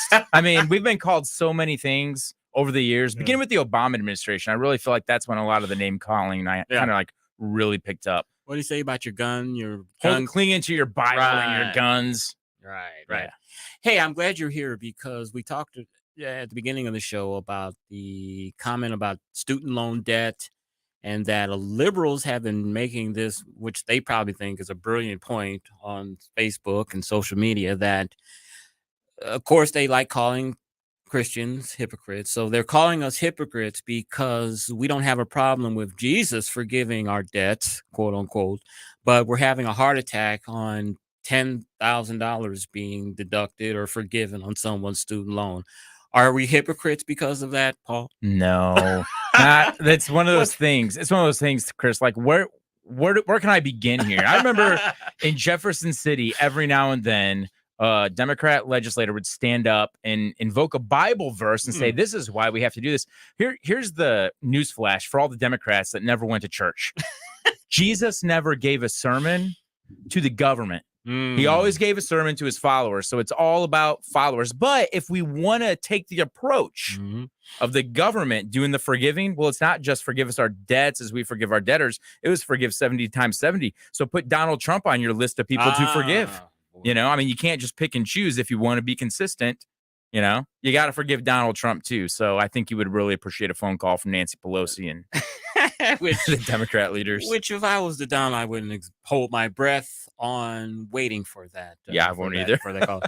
You know, Paul, we were talking also earlier about the Mar-a-Lago raid and how it seems that some of the materials that were taken were privileged materials between Trump and his attorney. That has set the president off on a fury, which, you know, you kind of expect that. Well, comments that he made on his Truth Social account have been making the rounds and have been controversial. I want to read them and get your opinion on what you think. He said, quote, when are the great agents and others in the FBI going to say we aren't going to take it anymore, much as they did when James Comey read off a list of all crooked Hillary Clinton's crimes, only to say that no reasonable prosecutor would prosecute. The wonderful people of the FBI were absolutely nuts. So Comey had to backtrack and do a fake investigation in order to keep them at bay. But look, I think that that is few and far between the members of the FBI who are actually going to speak out and actually say something for the sake of integrity or truth or real justice. Because at the end of the day, a lot of these people are reliant on the FBI paycheck. That's how they make a living. And we've all seen what happens when somebody who's getting a federal paycheck speaks out against the administration. Look at Stuart Scheller. He's the Marine that spoke out during the fall of Afghanistan. And he said, did anybody bother to say this is wrong? Did anybody bother to throw your rank on the table and ask some questions? And what happened to him? He got put in solitary confinement just for putting out a 2-minute YouTube video where he just said, we got a lot of questions. Is anybody going to ask the appropriate questions? And there's probably a lot of people in the FBI that took notice of that. what ultimately happened with that case? What was the resolution of that? So Colonel Stuart Scheller, he got basically booted out of the Marine Corps. They tried to silence him by saying, we'll send you someplace else, but you got to keep your mouth shut. And he said, no, I'm not going to do that. They arrested him, gave him a perp walk. They literally handcuffed him with his hands behind his back. They sent him to the brig, put him in solitary confinement. He faced a court-martial and was separated from the Marine Corps. And all of this, now I understand, you know, you have your chain of command and you don't want to speak over your pay grade. That's a very real thing in the military and in the government. But the thing is we're all supposed to speak out whenever there's a clear distinction between something bad happening and something good that needs to happen. Right. You know, you're supposed to speak out in terms of leadership. And so when Stuart Scheller did it, you know, solitary confinement, they basically disappeared the guy until they kicked him out of the Marine Corps. If I was in the FBI right now, especially if I was in the FBI and I had kids or had a family dependent on me, I'd probably feel the same way and just want to keep my mouth shut. And there's probably a lot of guys that feel that way. Yeah, I hear you. I had something. It was an abortion, something on abortion. I was going to ask you about, and it completely slipped my mind. And I hate when that happens. You know, regarding and I'll switch back to the student loan thing. You know, at first they were saying that this was going to be $300, maybe $500 billion. Now they're saying that this student loan forgiveness is going to be $1 trillion. Yep. That, and I have it here on my computer. Education department is exploring strategies to help 5 million, quote, overlooked borrowers that were excluded from the student loan forgiveness. I think that's where that extra $500 million comes from these 5 million people. I mean, where are we getting the money for this, Paul? $1 trillion. Where do we have that in a lockbox somewhere or what? Yeah, it's in a lockbox. It's under Joe Biden's bed. It's in a shoebox, probably somewhere, just sitting in cash, waiting for us to spend it. No, look, what's going to happen here is we're going to have to spend more money. And how are we going to spend more money? We're going to actually have to transfer that debt on to the rest of the taxpayers. But if anybody wonders where all this money comes from that we have in our wallets or that the federal government has in these different accounts, it's literally just being created out of thin air. Yeah. The one thing that Bernie Sanders did that I like, the one thing he did. Wait a minute. We need to write this down or something. Keep this. Say it again. The one thing Bernie Sanders did that I like, he introduced an amendment to some legislation about 12 years ago to do a partial audit of the Federal Reserve. Oh, yeah. And we found out that the Federal Reserve, through private dealings, created an additional $16 trillion that nobody in Congress knew about. Now, at the time, that basically doubled the amount of money in circulation. But the thing is today, that number has already been dwarfed. But that's what we do. We just create new money for new projects, and it makes the rest of our money Paul, worth what less. do you say, though, that people say that the Federal Reserve is a private bank and they have the power to do that? And the argument that people have used that the reason that we went off the gold standard is if we tied everything to something tangible, something physical, there's no way to create new money in order to grow economies, build things. If everything has to be tied specifically to the amount of gold or whatever to the money. Sure. I know that. Did that make sense? It makes perfect sense to me. So you may not be able to create new money like the Federal Reserve is doing, but there's a clear distinction, if you think about it, in the difference between creating money and creating value. Oh, okay. And so gold is a store of value. Right. And so, and it's fractionable, just like the US dollar is, just like our money is. But you see, since we've gotten off the gold standard, so I know that this might sound like really crazy to a lot of people because most of us know nothing except these Federal Reserve notes that are in our wallet. But we were on the gold standard. In fact, JFK wanted to have our money backed by silver. He talked about this in 1962 and in 1963. He wanted to bring silver back into the picture so we could have our dollar be backed by something. But since we've been off this gold standard and the whole world is essentially on fiat currency, money backed by nothing, the people who have gotten more wealthy are the central banks and the government. Inflation tax. We have inflation now that is just out of control. And so we're going to send so much more money to the federal government in the form of taxation, more money that they're going to get due to inflation. It just makes the Democrats and the left want to talk about the rich getting richer and the poor getting poorer. That largely happens in ways that is often hidden through things like inflation caused by central banks. I want to switch gears. I finally remember what I want to talk about with abortion. Look, I want to say first off, I'm ecstatic that Roe v. Wade was overturned. I think the Dobbs decision was a correct decision, but I'm also a political animal as well. And I expected the Democrats to get a little motivated, especially women, that they feel they have their rights taken away and all of that. But I'm afraid that we're beginning to lose on this issue in a way and in a bit. And I say that because we're having most of these laws seem to be, and maybe I'm reading this wrong, seem to be no exceptions. That and very rare there are exceptions. And there are cases where in Louisiana, I think, where there's a baby that's going to be born without a skull, but because of Louisiana law cannot be aborted.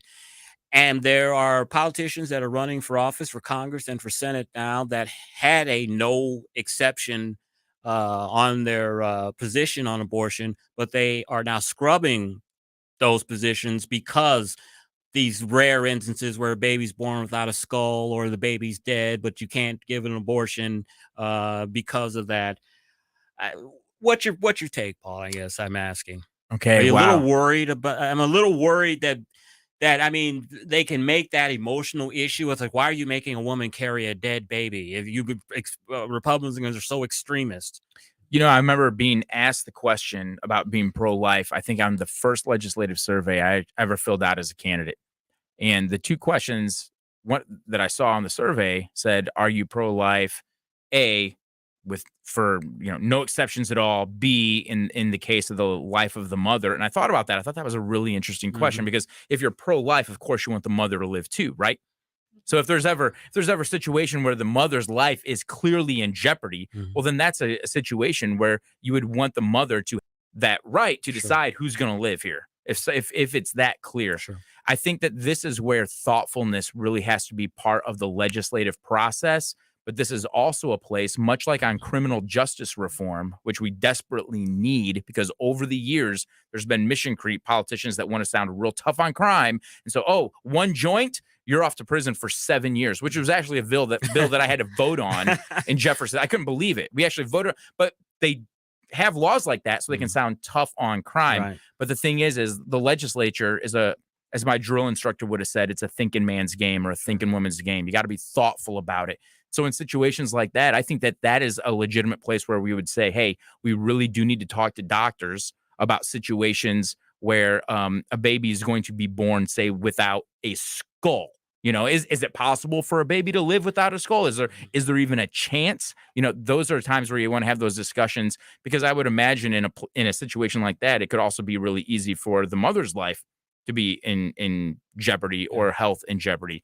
So I think that certainly deserves lots of discussion. I'm just getting a little worried. I'm not totally worried. I'm just getting a little worried about that, because we've had 2 Republican politicians that have scrubbed the absolutist part of their abortion stances off of their website because of these cases have come up. So do you think that you can be an absolutist but still say, hey, in a case where the mother's life might also be in jeopardy, or in one of these incredibly rare medical circumstances that could have all kinds of different can you still be a pro-life absolutist? I think you can. I mean, I have never been a pure absolutist. I've always, and some people say, how can you reconcile that? But I've always exceptions for incest, rape, murder. I know it wasn't that child's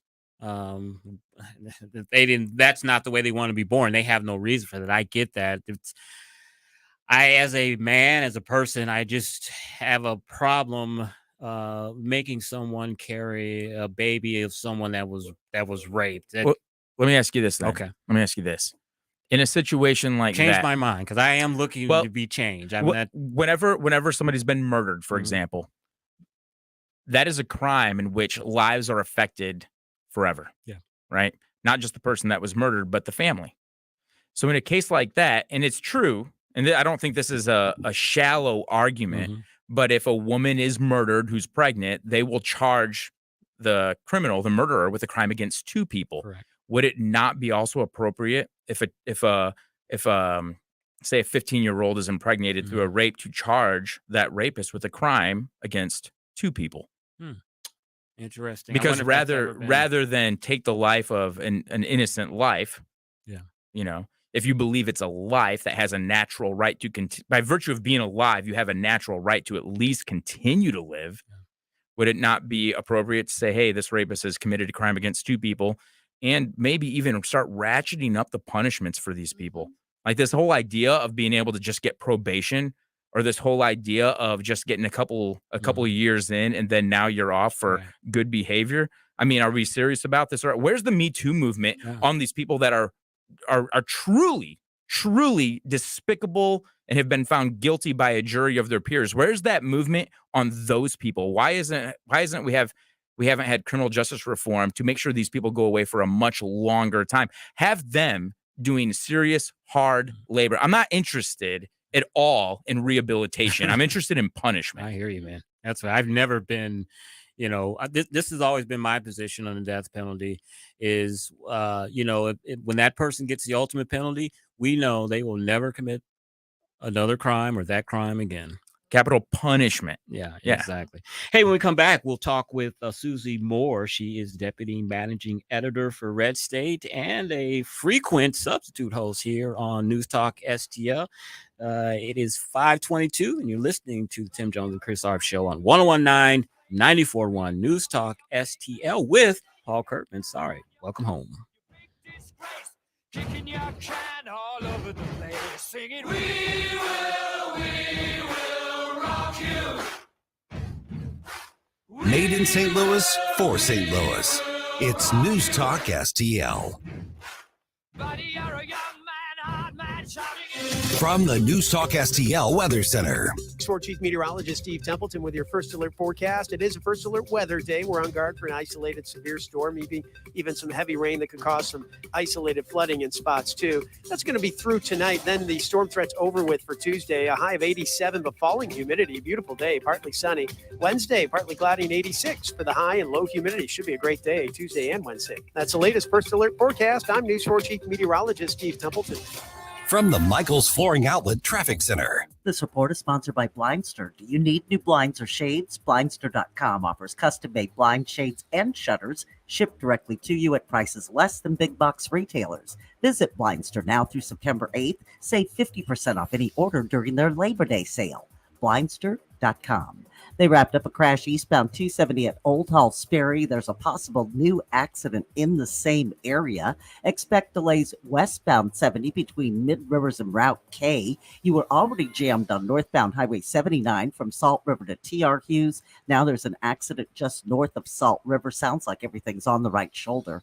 Stop and go westbound 4064, 364 to I-70. Slow westbound 44 at Big Bend. And a serious accident westbound Old Highway 21 at Lions Den Road. Avoid the area. I'm Tori Lyons from the News Talk STL Traffic Selling Center. your home is probably one of the most important decisions you'll make in your entire life. So if you're going to do that, be sure you go with the number one realty team in St. Louis. That happens to be Rodney and Jen Wallner, the Wallner Home Selling Team at Berkshire Hathaway. Their phone number, 314-810-SOLD. They will guarantee to get you an offer, and they sell 15 times more homes than your typical real estate company in St. Louis, and they will get the job done. Am I right, Mike Ferguson? Yeah, Vic, that's right. I mean, my wife, Rachel, and I, when we decided we're going to buy some property and we're going to get that, Airbnb investment, also that home that we can go to just to get out of town for a little bit, we only thought about Rodney and Jen Wallner. We gave them a call. I called the same number we ask everybody else to call, 314-810-SOLD. And I've got to tell you, personal experience, their advice, so empowering, so comforting. We know that we're moving the right direction. 314-810-SOLD. Have you been floored? Not until you've gone to Michael's Flooring Outlet. They've been a locally owned and operated family business for more than 28 years. You want variety? Michael's has carpet, hardwood, laminate, ceramic tile, luxury vinyl, natural stone, and many other options. Save money and get quality at Michael's. Plus, your installation will be done right the first time when you hire the experts at Michael's. You can shop in store at one of their 3 convenient locations or shop from home. Check out everything that Michael's has to offer at igotfloored.com. Start a podcast for your business today with Epic STL Podcasts. Engage existing and potential customers, build trust in your brand, and drive traffic to your business. Log on to newstalkstl.com and click on the Epic STL Podcast button to learn more. Welcome home to St. Louis's new choice for conservative talk. Something that you just don't hear anywhere else. The latest climate report. President Joe Biden has tested positive for COVID. The inflation fire continues. This is News Talk STL. This hour of Jones and Arps is brought to you by Stifel. Contact your Stifel financial advisor at stifel.com. That's STIFEL.com.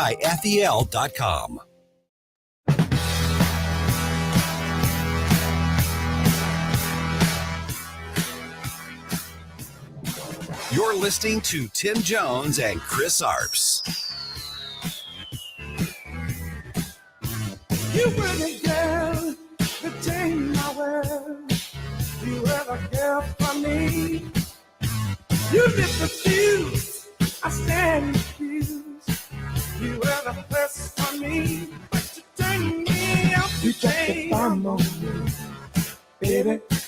You dropped the bomb. We have people who have been working for decades to do the work that has been about America's leadership in terms of space exploration. And today is very much on that path about showing the great work that happens here with these exceptional public servants, these exceptional skilled professionals who have the ability to see what is possible and what has never been done before. How exciting is that? And welcome back to the Tim Jones and Chris Arps Show. That is your Vice President, Kamala Harris, and I will swear all the way up to her last day in office that she is stoned on gummies or something for her to be as flighty as she is. We'll ask our next guest about that. Oh, Suzy Q. Oh, Suzy Q.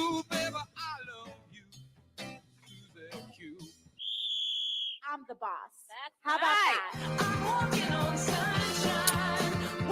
that? Susie Q, welcome into the Tim Jones and Chris Arps show with Paul Kirkman sitting in. Before you get started, I want to thank you for your kind words about my good friend Sherman Parker when I gave Chris's Corner. I appreciate that, my friend.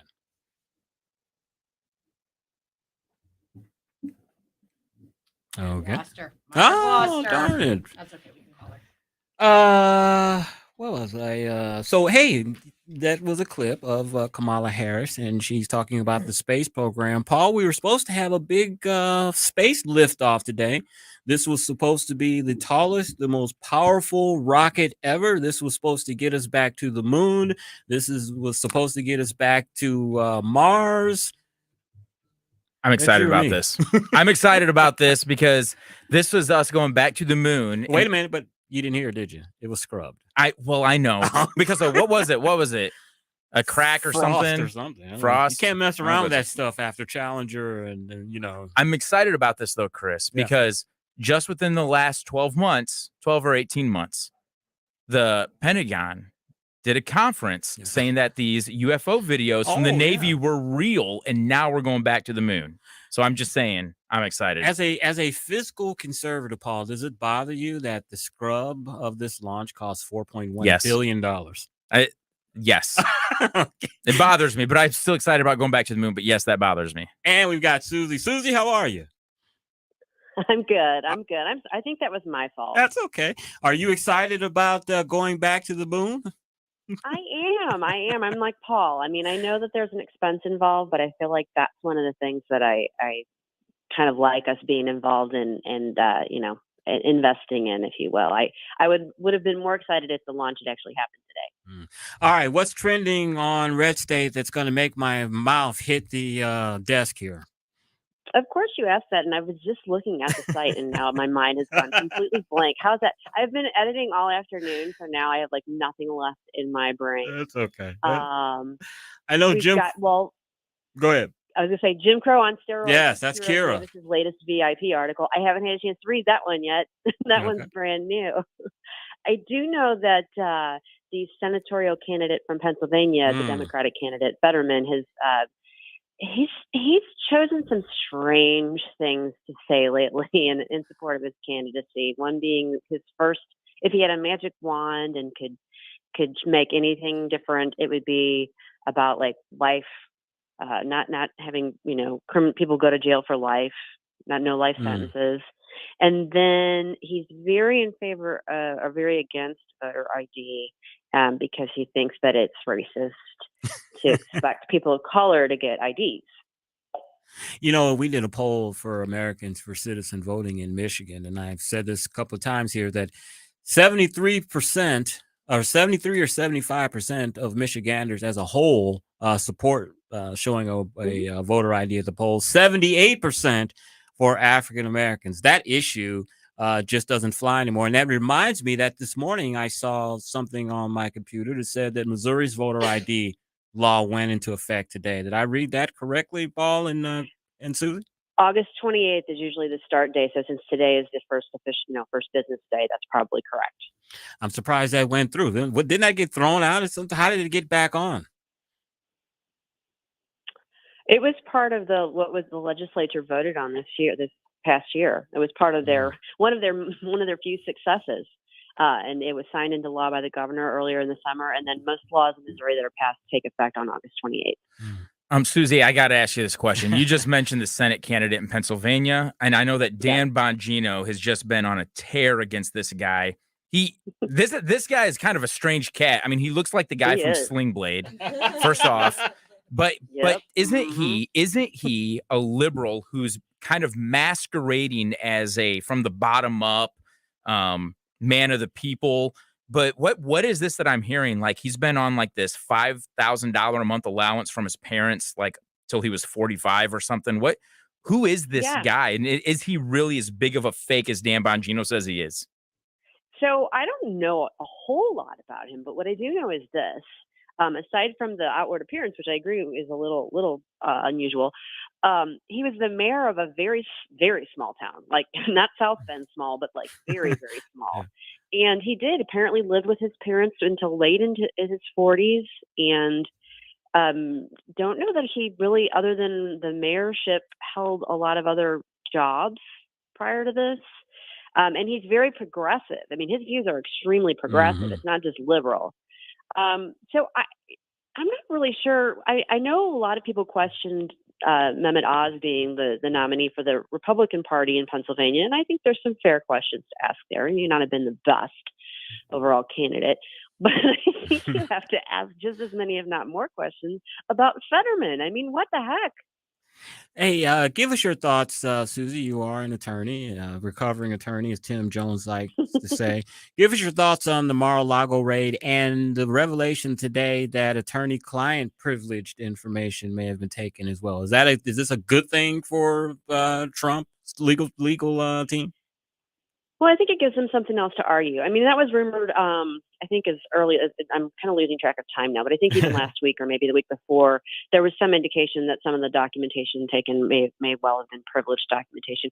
The problem is, we're not dealing with a full set of facts here because we're getting like dribs and drabs here and there. We have this startling, stunning raid, which, I mean, it's just kind of shocking when you think about it to begin with. Then we get different pieces of information, and then some of that information is incorrect, but some of it isn't, but we're not 100% sure. And we don't know who's got who's telling the straight story on this. It's a little hard, to believe the media because they're getting some of their information wrong and having to backtrack. And it's a little hard to put a whole lot of credence in what the Department of Justice has to say about this because they've been very cagey about it. So I don't know for sure, and I don't know if we'll ever know for sure, but given the way that they retrieved these documents and the way that they've been behaving, it wouldn't surprise me at all if they had mixed in amongst there things that they didn't have any business having. They had his passports. They weren't supposed to have his passports. Mm-hmm. Speaking with Susie Moore, Deputy Managing Editor, Red State, and host of More to the Point podcast.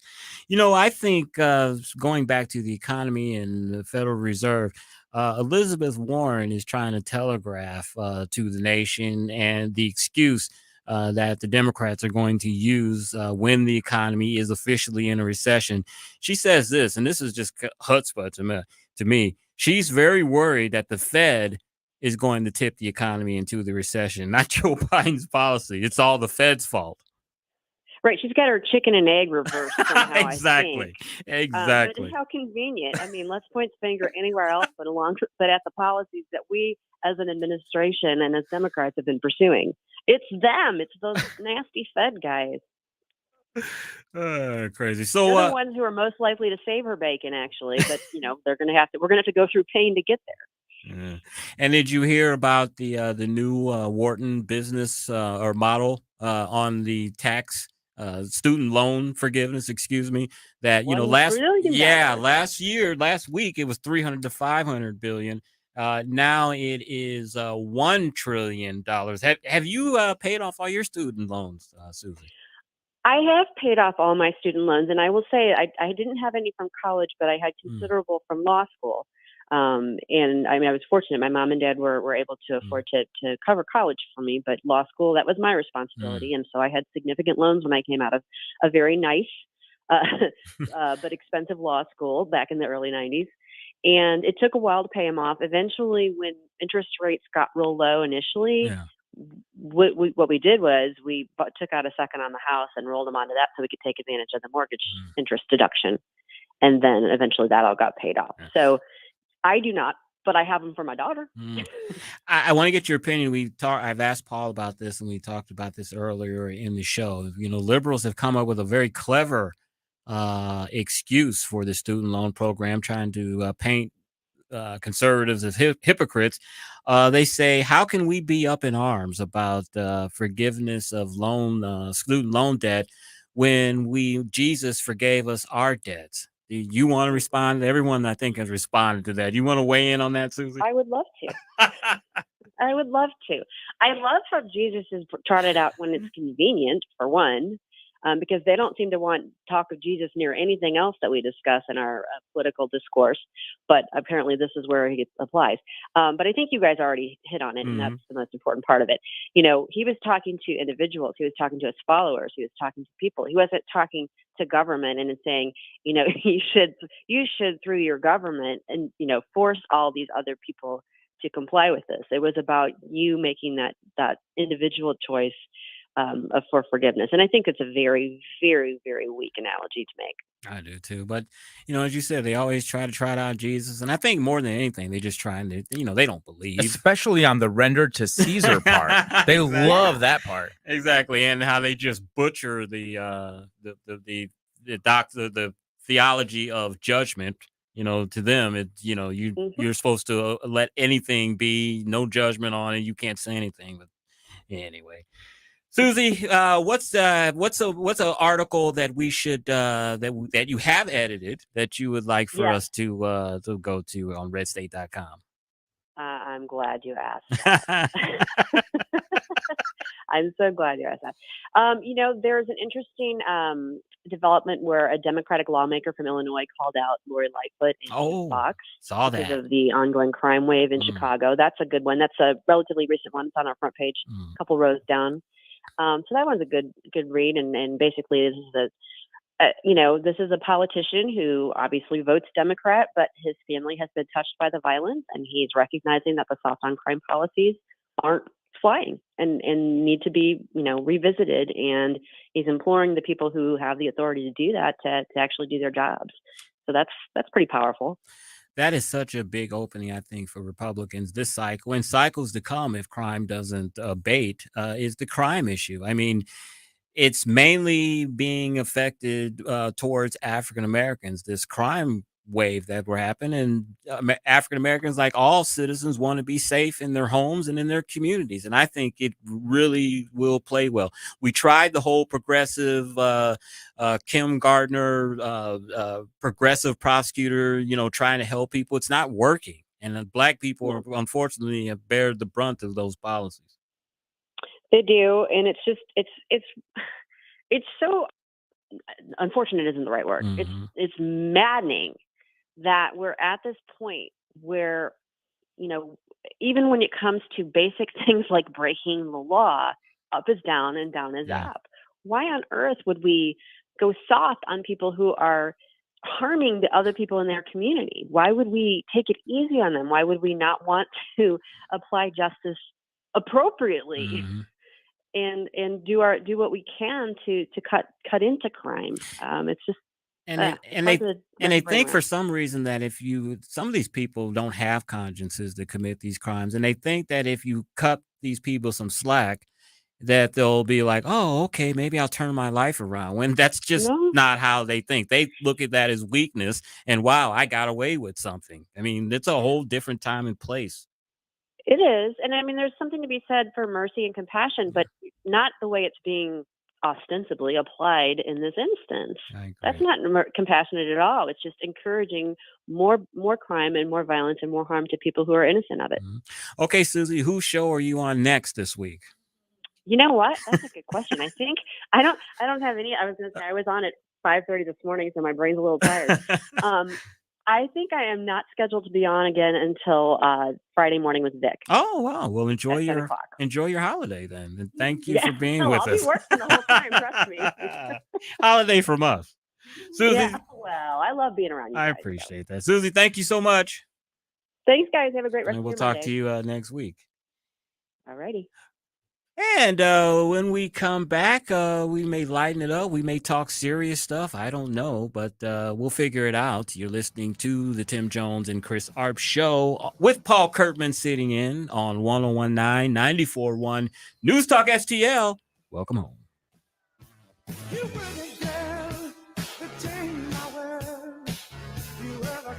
It's the Tim Jones and Chris Arps show. From the Michaels Flooring Outlet Traffic Center. This report is sponsored by Wendy's Biggie Bag. Wendy's Biggie Bag is still just $5. It includes your choice of a double stacked JBC or crispy chicken BLT with 4-piece nuggets, small drink, and fries. U.S. price and participation may vary. Prices may be higher in Alaska and Hawaii. Looks like a new accident eastbound 270 at Old Halls Ferry. Everything has been moved to the right shoulder. Volume westbound 70 between Route K and Route Z. A crash northbound Highway 79 north of Salt River Road. Traffic remains heavy into T.R. Hughes. Slow westbound 64 Kings Highway to McCausland. pockets westbound 4064 Route K most of the way to I-70. Delays westbound 44 Elm to Big Bend. Southbound 55 jams the 44 split to Potomac. And still working to crash westbound Old Highway 21 at Lyons Den Road.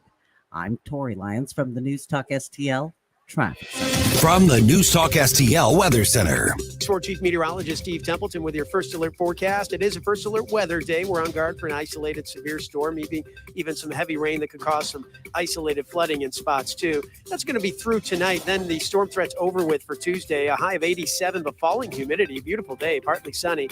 Wednesday, partly cloudy and 86 for the high and low humidity. Should be a great day Tuesday and Wednesday. That's the latest First Alert forecast. I'm News 4 Chief Meteorologist Steve Templeton. So many ways to listen to News Talk STL. Enable our Alexa skill. Hello. Hey, Alexa. Yes, I'm listening. Play News Talk STL. Welcome to News Talk STL, conservative talk radio for St. Louis. Rhino Shield is far superior to even the best traditional exterior house paint. Rhino Shield is 8 to 10 times thicker than paint and comes with a 25-year transferable warranty. Rhino Shield is the only ceramic coating company that has been chosen by Disney, This Old House, and 3 times on HGTV's Curb Appeal, where every episode is concentrated on unpainted brick, bonds and seals to stucco, wood, hardy, block, color lock, masonite, and more. No better product for those steel aluminum sided homes that have become, chalky and tired looking. We coat sloped and flat roofs to extend their lives too. After 15 years, we've got a great reputation and a superior product. As long as it's affordable, why wouldn't you do it? Before you make the costly mistake of painting with traditional paint, you'd be best served to call Rhino Shield today. We are the experts and our evaluations are free. 877-25-RHINO or 877-25rhino.com. Tell them, ladies. Don't paint, don't Rhino, go Rhino Shield. Never paint your house again. Rhino Shield. The Vic Porcelli Show. Jeffrey Toobin is leaving CNN. He's finally retiring after the big Zoom meeting thing. But I didn't realize, Ken, that he was in The Karate Kid. I didn't realize that. Oh, Jeffrey Toobin? Yeah. What did he do? Wax on, wax off. That's right. He said it. You got me. Gotcha. And he said it. I didn't say it. So that's great. So you're in trouble, not me. Vic Porcelli, weekday mornings at 9 on News Talk STL. Mike Ferguson in the morning. Gabe here.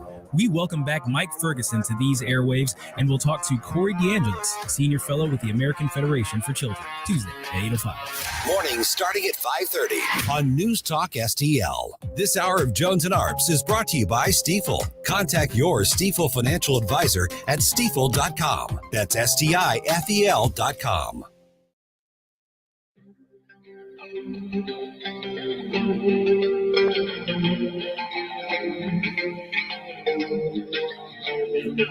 You're listening to Tim Jones and Chris Arps.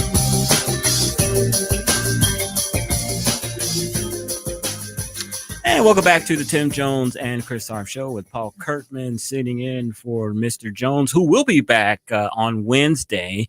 Paul will be joining me again tomorrow. Zach Factor at the Wheels of Steel, learning how everything works here.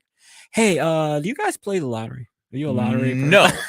In fact, I'm highly annoyed by people that do. I'm just going to tell you, if I ever wind up behind you at a Quick Trip, oh yeah, I will lose my mind. Oh yeah, that's my big peeve. It's whenever you want to just go into the gas station, you want to get out and get in quick. When you're in a hurry, it's always lottery day, and it's the person who has 17 different 17 tickets. I'm going to scratch them off at the counter.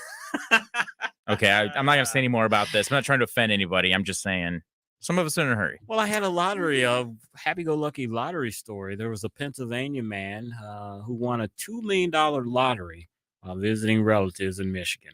Isn't that some good luck that you go visit friends and win a lottery in another state? That would be great. Have you ever, you don't play lottery. You ever play lottery, Joe? No, but if somebody ever gave me a ticket, like in a birthday card or something, I would have both my fingers crossed. But if it turned out to be one of those fake tickets that they do as a joke, that would make me mad. I just never have been one of these people that's been very good at gambling. I play the slots. I don't play blackjack or any of the card games. Probably the most, and I haven't been gambling in a long, probably 20 plus years. But the most I ever won was like $160. That's it. Chris, my wife is the luckiest person that I know. I'm not saying this because she married me, right? I'm the lucky one. I'm the lucky one. But she is the have you ever seen that old Bugs Bunny cartoon where Bugs Bunny's panning for gold, and when he walks over gold, he starts like bouncing around? Yeah. That's my wife. She doesn't bounce around, but she knows when she's about to win something, and she is right we have won tickets to the Cardinals games. She has won things at political events. Wow. NRA, she won a gun. I've never been really lucky like that. Me neither. Never ever. You know, my last experience at the lottery, at the casino. My mom used to go all the time, but when I was there, I didn't like the whole vibe of a casino. It's just everybody's just, I gotta get the money. I gotta get the money. And especially at the slot machines, and people are like hoarding them. And if you get too close to it, they're snorting at you. I just didn't like the whole vibe of it every time that I went. And the last experience that I had, which I haven't gone since, I think I was in line. Me and my mom were in line, and this old gentleman and his wife were behind me. Guy had to have been late 70s, early 80s. And he'd been drinking a little too much, and he called me the N-word. My goodness. I said nothing. I mean, it was like something about the line. I didn't do anything to offend him or anything. And he said, now that's a gamble. And it was like, I just looked at him like, dude, do you know that I could like just knock him out, knock you out right now? You're 80 years old and I'm 30. That's really rolling the dice at a casino if you're going to walk in there and say something like that you. I couldn't believe it. I was like, you are an old man and you're talking this smack like this to a young guy who could probably knock you out with one punch? Are you out of your mind? I agree with you at the setting of casinos. First of all, I am not like a gambler. I never win anything. So happy for your wife because I get in there, or just like any setting where you get to win anything. It is, I am never the person that is good at any of that. My husband, amazing. My husband can win on roulette. He can win at blackjack. We went to the Bahamas and my husband won like $500 when we were at the Bahamas. I've never been that lucky to win like that. But the setting of the casino is such a what is the word that I'm looking for? Like the purpose, it's so purposeful. It's like scientific. It's manufactured. It is. Yes. That is exactly it. You know, the lights are like all, hyped up. Everything is bright. Everything is going loud noises, all of the music, endless cocktails. I mean, endless soda. It's all just a ploy to keep you there for hours and hours to keep playing. And you're right. If you go to one of these slots, or if you go to like a penny slot or anything, the people have been there for hours. Their eyeballs are basically taped open. They're like, mine. Mine. Yes. Katie, I heard that they have engineered the experience so it's like a very satisfying feel to pull the handle on a slot machine. And like people just like the way it feels when you pull that handle. I've only won one thing in my life. I won a free dinner to Red Lobster. There you go. That's a good win. But I was like, karma is treating me well here because I entered it for my dad and my mom. That's so sweet. Well, my dad got the phone call, but he was on the phone with somebody else, and he was like, "Whatever, just call me back." And he hung up, and then he never got it. No, I know it was the one thing that I won. That's a good win, though. That's a really good. Those win. biscuits are great. Oh yeah. Oh, I love Red Lobster. But, Katie, it's just every time that I've gone to a casino, have never just liked the vibe of it. Everyone's like tense. Everyone's tense. Everybody just seems to have that mindset. It's like, I'm going to hit the big one. I'm going to win the money. I'm going to win the money. And people are rude. And especially on the slots, they'll like, okay, these three next to me on my right and the two on my left, or I'm playing these. You know what's crazy about a casino? And I mean, like, this is, if you like to go to the casino, I'm not trying to dog you at all. Like, everybody has their vices. Everybody likes to relieve some stress. I just hope you're not addicted to it. But it's casinos are really like a first hand look at a lot of addiction around you. Like we in this room, we're not probably going to visit a rehab center where people like are getting done with heroin, or they've, Mhm. you know, they've had experience with like cocaine or an alcohol rehabilitation center. A lot of people don't get to go visit centers like that, so they don't know what really happens. But if you go to a casino, there are a lot of people addicted to that feeling. Oh yeah. Oh yeah. And it's manufactured. We just, Chris, we just got a text. I saw we were copied in on a text from somebody who's listening who said there's no clocks or windows. It's dark, so you can't ever tell what time of day it is. Oh gosh, like they're I forgot trying about to feed that addiction and lock you out of any point of reference to let you know if you've been there too long or freaky. I mean, I can say this now because my mom is gone, and I've talked about how she straight up had a gambling problem, but she did kick it when she was about to retire. It's like, I'm not going to have any money. Yeah. But my mom would do that. She would go to the casino at like 10:30 at night. She would always go at night, like 10:30 at night, and she would be there all the way till they closed. Wow. And she would come home and like take a shower and stuff, and like get up and go to school and teach. My and I'll be goodness. and I knew that she was addicted because when you read a lot of the signs or whatever addiction when it comes to gambling, she said the same things that they would say. Oh, I'm just doing this because I'm bored. Oh, it's just, it's something to do. And it's like, yep, that's the same thing that they say when you're addicted to it. And these casinos, they lure you in. My mom would go so much. She used to win a lot. I think this is satanic too. She used to win the big $1,000 jackpots all the time. And I was like, man, you are the luckiest person in the world. And then after a while, it starts getting less and less that you win. And what these casinos do, if you are a regular, they send you money to gamble. They'll send you a couple of $100 to gamble because they know you're going to spend that and probably 3 or 4 times more. But they just want to keep you addicted. Yeah. So they got to keep sending you a little bit of the supply, right? Yeah. Wow. Oh, dude, I mean, if you're really you got Oh no! Sorry, I was waving at our boss. I was saying, Joe. if you really are a good gambler with some of these casinos, I mean, we were going to like Chuck Berry concerts for free. Sure. We were going Riding to limos. We were getting like almost green seats at the Cardinals games. They would have special movie nights where you could watch movies outside in the summertime, go to concerts. I mean, they take care of you if they feel that you're addicted. When I was in Okinawa with the Marines on the base, there was a room full of slot machines. And I guess, and I don't know anything about this, I've never done one, but I guess there's some of them you can kind of tell if they're close to winning. Yeah. And I had a guy come in, my squad leader kept notes. He kept notes and he would win. And then I had a friend of mine say, hey, Paul, can I borrow $5? And I was like, sure. He's like, I'm going to go play slot machines. I was like, nope, I'm not giving you my money. I was like, I'm going to teach you a lesson. He comes back 2 hours later to give me $5. And I was like, it's okay. I know you learned your lesson. He's like, no. I just won 1,000 of them.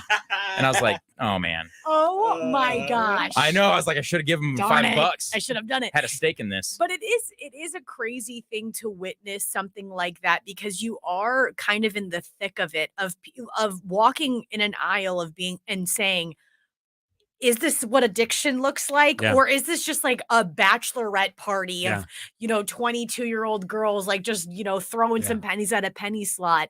I don't think a lot of us get to experience firsthand addiction in that way. But if you go to a casino, you do see it a lot. Oh yeah. And there's a lot of older women there that they're widowed or they don't have really a lot to do. And it kills time because you're there. I mean, my mom was there from 10:30 till they closed at 6 in the morning. She had no idea. Did she? She had no idea that she was there that long. Did she believe she was addicted? Did she know it? I don't know. She never said it, but I think when she was getting close to the point where she was retiring, that's when she like quit because she's like, if I keep at this pace, I'm going to be eating dog food and living with you. And she just quit cold turkey. So I think that she knew. She had an incredible resolve. She quit smoking cold turkey so she knew it was a little bit too much. Yeah, and she was like, I don't want to be depending on you, and living with you, basically. So, well, I'm glad she's gone, so I don't have to hear when I get back. My word. Great show today, guys. Really appreciate it, Paul. Thank you. We'll see you tomorrow, Zach and Katie. You've been listening to the Tim Jones and Chris Arps show. Actually, we're not finished. We've got another hour left. Sorry about that. We'll be talking with Jim Talent, former U.S. Senator, and with the Reagan Institute. 1019 94.1 News Talk STL. Welcome home.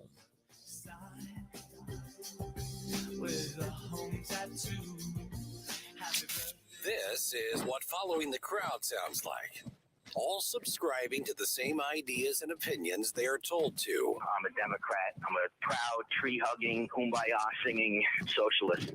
But this is someone who thinks for themselves. And I have to go do my own research because I don't get the other side of the story. So if you like being a step ahead of the crowd, why are we not calling these idiots out? Then you're in the right place. This is News Talk STL.